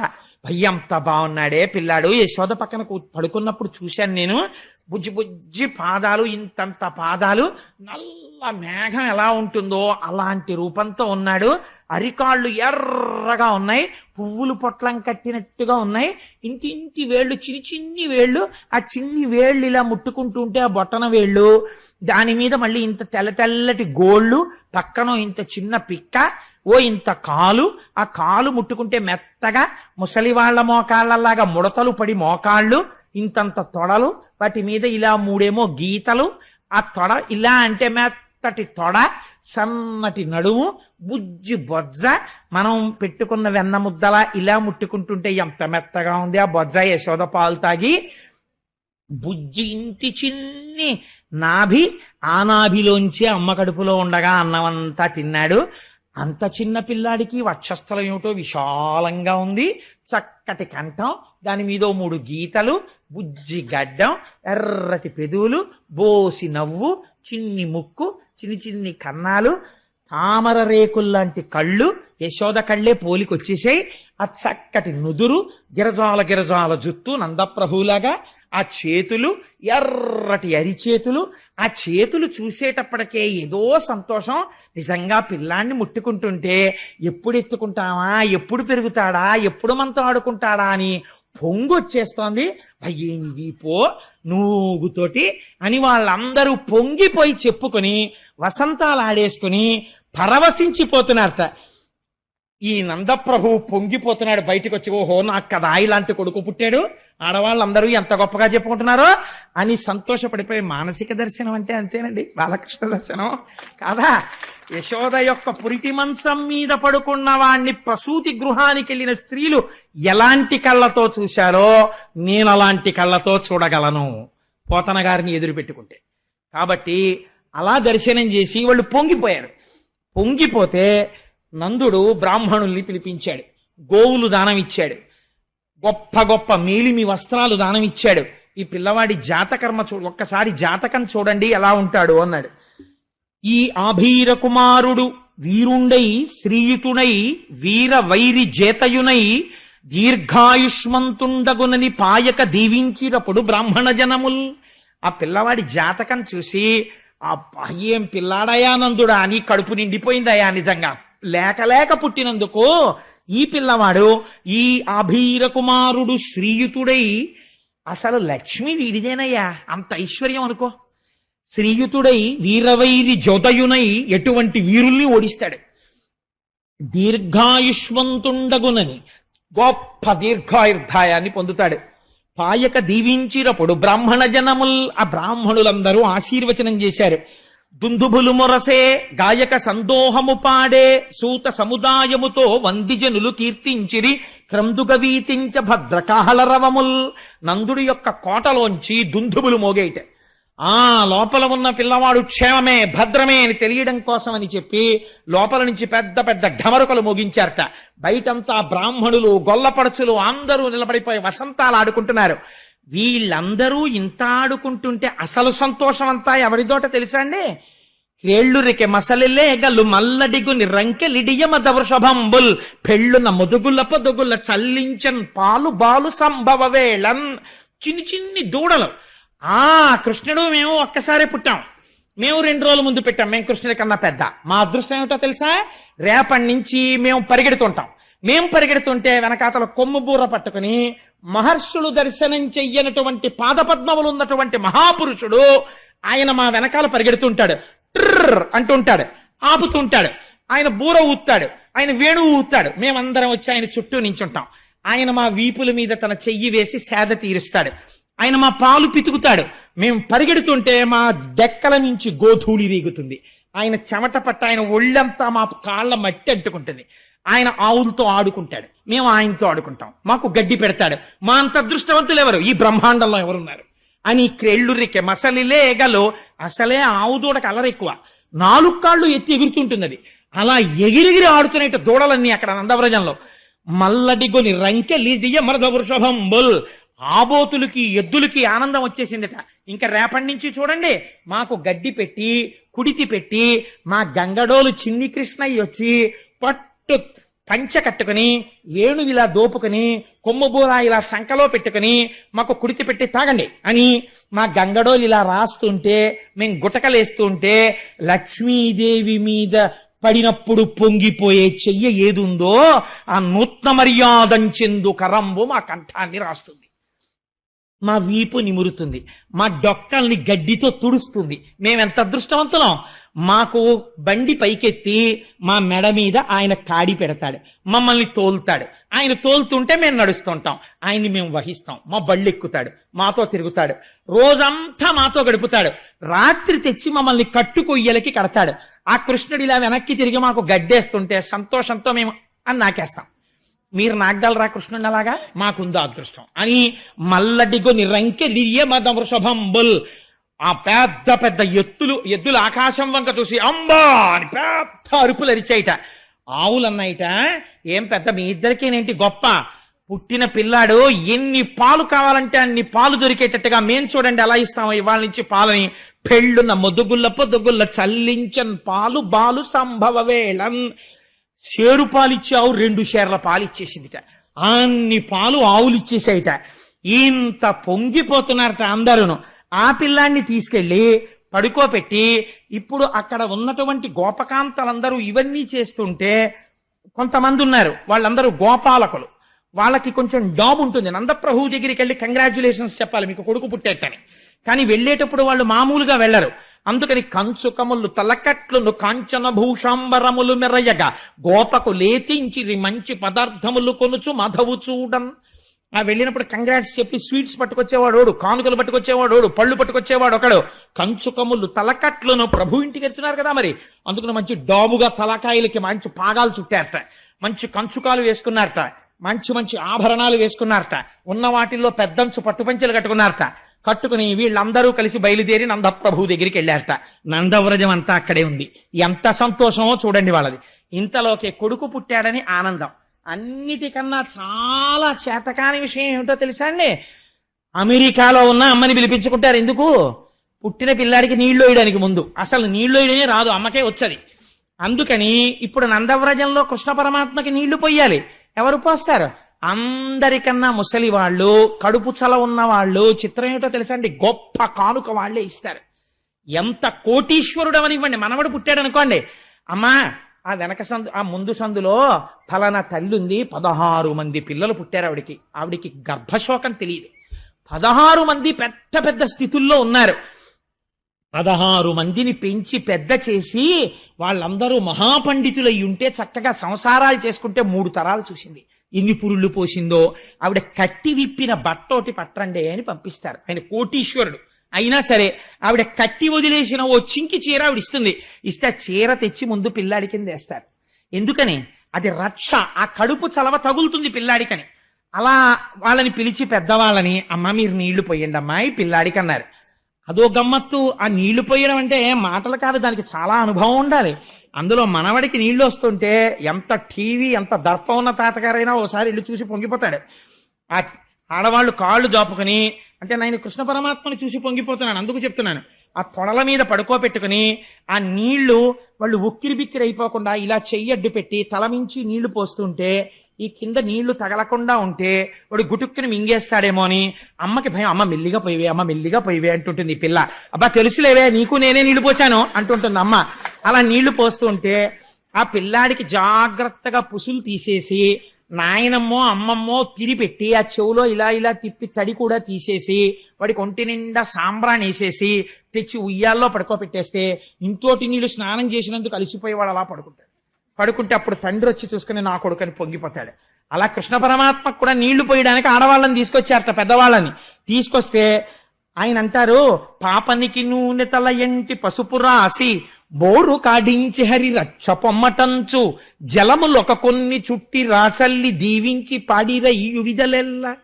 ఆ వృద్ధులైన స్త్రీలందరూ ఆయన్ని ముందు ఒళ్ళో కూర్చోబెట్టుకుని, వాడికి ఇంకా ఇలా మెడ నిలబెట్టడం రాదు, అందులో ఇలా ఇలా పడిపోతుంటుంది ఆ తల.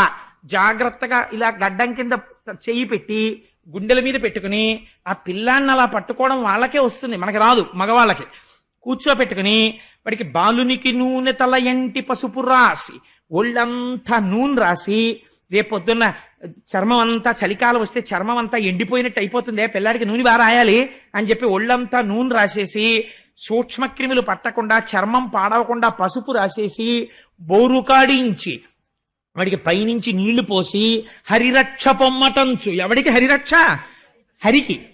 జలములొక కన్ని చుట్టి రాచల్లి దీవించి కాసిని నీళ్లు చేతిలో పట్టుకుని శ్రీరామరక్ష 1000 ఆయుష్ 1000 ఐదోతనం 3 పుట్ల మనవలు 6 పుట్ల ముని మనవలు 8 పుట్ల ఇను మనవలు, అప్పటి వరకు నేను బతికుండి నీ పిల్లలందరినీ చూసి నీ మనవలు ముని మనవలు వీళ్ళ పెళ్లిళ్ళన్నింటికీ నేను వచ్చి భోజనం తీసుకుని తిని వాళ్ళందరికీ నీళ్లు పోయేద్దే అమ్మా నేను అని వాళ్ళు ఆశీర్వచనాలు చేస్తున్నారట.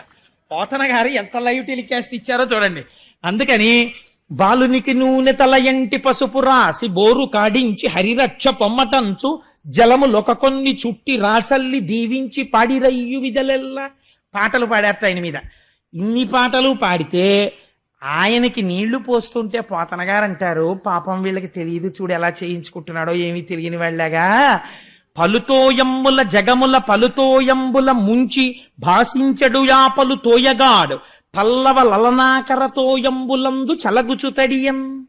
ఆయన ఈ లోకాలన్నింటినీ ప్రళయం చేసెయ్యాలనుకున్నప్పుడు నీళ్లల్లో ముంచేసి తాను మాత్రం ఒక మర్రాకు మీద పడుకుని ఏమీ తెలియని వాళ్ళ బొటన వేలు నోట్లో పెట్టుకుని చీకుతూ పడుకునే వటపత్రశాయి ఏమీ తెలియని వాళ్ళ ఈ వృద్ధ గోపకాంతల యొక్క తొడల మీద పడుకుని నీళ్లు పోయించుకుని ఉక్కిరి బిక్కిరైపోయినట్టు అంటే అందరూ అయ్యో అయ్యో అమ్మ ఏమైనా అవుతుందేమో అని యశోద కంగారు పడుతుంటే లోపల నవ్వుకుంటూ ఎలా పడుకున్నాడో చూడు దొంగ కృష్ణుడు. అన్నమాచార్యులు వారైతే అన్నారు, సతులు దొంగ నీవని సతులు పొంగుచున్నారా ముంగిటారాడరా మోహనాకారా అని. ఏమంటే మూర్తి గారు నాకు పాడడం రాదు, అయినా ఆనందంలో పడేస్తున్నాను అనమాట. సరే, అందుచేత వీళ్ళందరూ ఆ పిల్లవాడిని తీసుకొచ్చి అంత పొంగిపోతున్నారు. పొంగిపోయి ఆఖరికి ఆ పిల్లవాడిని తీసుకెళ్లి ఓ ఉయ్యాల్లో పడుకోబెట్టారు. వాడికి ఒళ్ళంతా సాంబ్రాణి వేసేశారు. వేసేసి ఊపుతున్నారు అందరూ కలిసి. ఓ పట్టానం ఊపుతారా పసిపిల్లలు పుడితే, ఇంతలో ఎవరో అమలక్కి వస్తుంది. వాడికి నిద్ర పట్టే వాళ్ళకి ఇలా తీసి ఆ వాళ్ళ నాన్నపోలికేనే ఆ గిరజాల జుత్తు వాడను అంటుంది. అనేటప్పటికీ ఒక ఆవిడ ఉంటుంది, ఏమీ లేదు అంతా మా అమ్మాయి పోలికే అంటుంది. కూతుర్ని వెనకేసుకు రాకో మా అబ్బాయి పోలికే అని ఒక ఆవిడ అంటుంది. వీళ్ళ అరుపులకి వీళ్ళ నవ్వులకి వాడికి తెలివి వచ్చేస్తుంది. వాడు మళ్ళీ ఇలా పత్తికాయలా గుడ్లిప్పుతాడు. పడుకోనివ్వండమ్మా అంటుంది ఆ తల్లి వచ్చి. పాపం ఆవిడ ప్రేమ.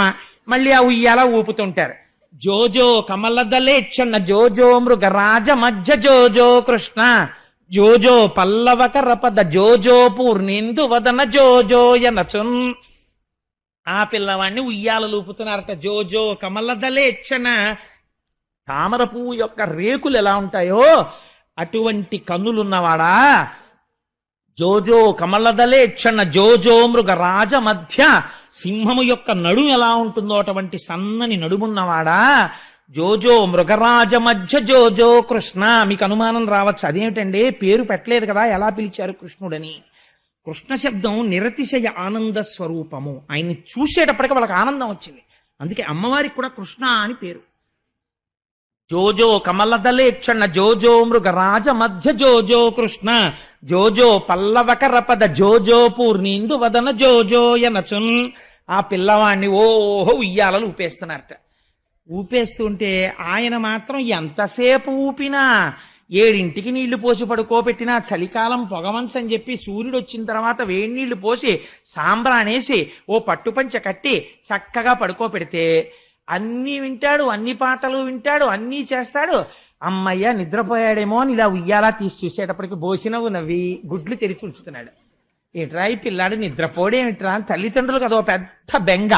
మీరు యూజువల్గా ఒక కంప్లైంట్ వింటుంటారు, మా అమ్మాయి కొద్దిగా పాడైపోయిందండి, వాడు ఏమిటో రాత్రిళ్ళు లేచి ఆడుకుంటాడండి అంటారు తల్లి. ఎంత చిత్రంగా ఉంటాయో ఆ కంప్లైంట్లు పిల్లల గురించి. వాడు రాత్రిళ్ళు ఆడడం ఓ పెద్ద కంప్లైంట్. ఎందుకంటే వాడు ఆడుతాడు, వీళ్ళు నిద్రపోయారనుకోండి వాడు స్విచ్ బోర్డులో వేలెడతాడు. అందుకని వాడిని అలా కాపలా కాయాల్సిందే. అంత నిజంగా తల్లి ప్రేమ లేకపోతే ఎక్కడ పెరుగుతారండి పిల్లలు. నిద్ర కూడా మానేసి ఆ పిల్లల్ని కాపాడుకుని ఈయన ఎక్కడ లేచి అరుస్తాడో, రేపు మళ్ళీ ఆఫీస్కి వెళ్ళాలి, ఏమిటో వాడు ఆల్రెడీ నువ్వు బానే ఉంది నీ ఆటలో నిద్రపుచ్చంటాడు. నిద్రపుచ్చంటే ఇప్పుడు చేతిలో ఉందా? పాపం ఏ హాల్లోకో వెళ్ళి వాడిని పడుకోరా నాన్న అని వాడితో అసలు నోట మాట రాని వాళ్ళండి. ఆ చంటి పిల్లాన్ని చూసుకుని బజ్జున్నావా నువ్వు, నీ పళ్ళు, నీ బుగ్గలు బబ్బోవచ్చు కదా, ఇన్ని చెప్పేస్తారో కథలు సీరియల్స్ వాడికి చెప్పేస్తారు. వాడికి ఏమీ తెలియదు. వాడు అమ్మ వంక చూసో వెరినవ్వు నవ్వుతుంటాడంతే. వాళ్ళు పొంగిపోయి చెప్పేస్తారు. ఏమి అనుబంధం అండి పిల్లాడికి అమ్మకి సృష్టిలో. అలా తీసుకొచ్చి ఆ పిల్లాన్ని ఊపితే ఎంతకీ నిద్రపోడు. ఏమిటి నిద్రపోడు, ఎంత జోకొట్టినా నిద్రపోడు అనుకుని అందరూ రాను జోకడితే నిద్రపోతాడమ్మా అని ఓ జో జో జో జో జో అచ్యుతానంద జో జో ముకుందా అంటుండడం, కొడుతుండడం. ఆయన వీపు మండిపోతోంది. ఇలా దెబ్బలు తినడం ఎప్పుడూ లేదు. కూర్మావతారంలోనైనా దురద తీరలేదు. కానీ ఇదెక్కడి గొడవరా, ఇలా కొట్టేస్తున్నారు, ఎందుకు కొడుతున్నారు వీళ్ళు, ఏమిటి అసలు ఈ జోజో అన్న మాటకు అర్థం ఏమిటని ఆలోచించాట. అప్పుడు ఒక్కసారి ఇదేదో వెంకటాచలంలో చేస్తుంటారు రోయ్ అని అప్పుడు గుర్తు తెచ్చుకున్నాడు. అన్నమాచార్యుల వారు గుర్తొచ్చారు. ఆ ఉయ్యాల్లో పెట్టి ఊపేవాడు మహానుభావుడు. జోవచ్యుతానంద జోజో ముకుంద అని. అందుకని నన్ను నిద్రబొమ్మంటున్నారులా ఉంది, నాకేమో నిద్ర తెలియదు. లోకములు నిదురపోవగత నిదురింపని శుభగుడు రమణుల్ జోకొట్టి పాడ నిదురన్ గైకొనులీల ఊరకుండె కను తెరవకయున్. ఓహో, ఈ లోకంలో అలవాటుంది, నిద్రపోతారు. నిద్రపోతున్న వాణ్ణి కూడా రక్షించడానికి కళ్ళు తెరుచుకుని ఉండడం నాకు అలవాటు. కళ్ళు మూసుకుంటే నిద్రపోయాడు అనుకుంటారు ఈ లోకంలో. అమ్మయ్యో, ఈ వీపు మంట తగ్గాలంటే కనురెప్పలు మూసేస్తానని నిద్రపోయిన వాడిలా ఇలా కనురెప్పలు వేసేసేట. అమ్మయ్య, స్వామి పడుకున్నారనుకుని ఆ ఉయ్యాల అక్కడ అలా ఉంచి పడుకున్నాడమ్మా నీ పిల్లాడు. అయ్య బాబోయ్, ఇంత ఊపితే కానీ పడుకోడేమిటమ్మా అని పాపం ఆ యశోదని దిప్పి ఆవిడ పొంగిపోయి, నా కొడుకు కదా ఏడవకుండా అలా ఆడుకుంటుంటాడు అని జాగ్రత్తగా పిల్లాడు నిద్రపోయాడో లేదో మళ్ళీ వాడు ఏడవకుండా తలవేపు ఉన్న ఉయ్యాల గుడ్డ మెల్లిగా ఇలా తీసి దొంగలా చూస్తారు. వాడు ఇలా కళ్ళు విప్పుతాడు, హడిలిపోతారు ఇదేమిటని. వాడు విప్పకుండా అలాగే పడుకున్నాడు ఆవిరి బొట్టుతోటి. ఆయన కళ్ళు మూసుకున్నాడు, ఆయనకి నిద్ర అలవాటు లేదు. హరివరాసనం అనేటప్పటికి పడుకున్న అయ్యప్ప స్వామి పడుకున్నారని తలుపు లేచినట్టు. కాబట్టి పడుకున్నారు కదా స్వామి, ఇంకెందుకు, రేపు చెప్పుకుందాం మిగిలిన కథ. కాబట్టి ఇవాళ స్వామి నామం ఒక్కసారి మనందరం సంతోషంగా స్వామి నామాన్ని ఆవిష్కరిద్దాం.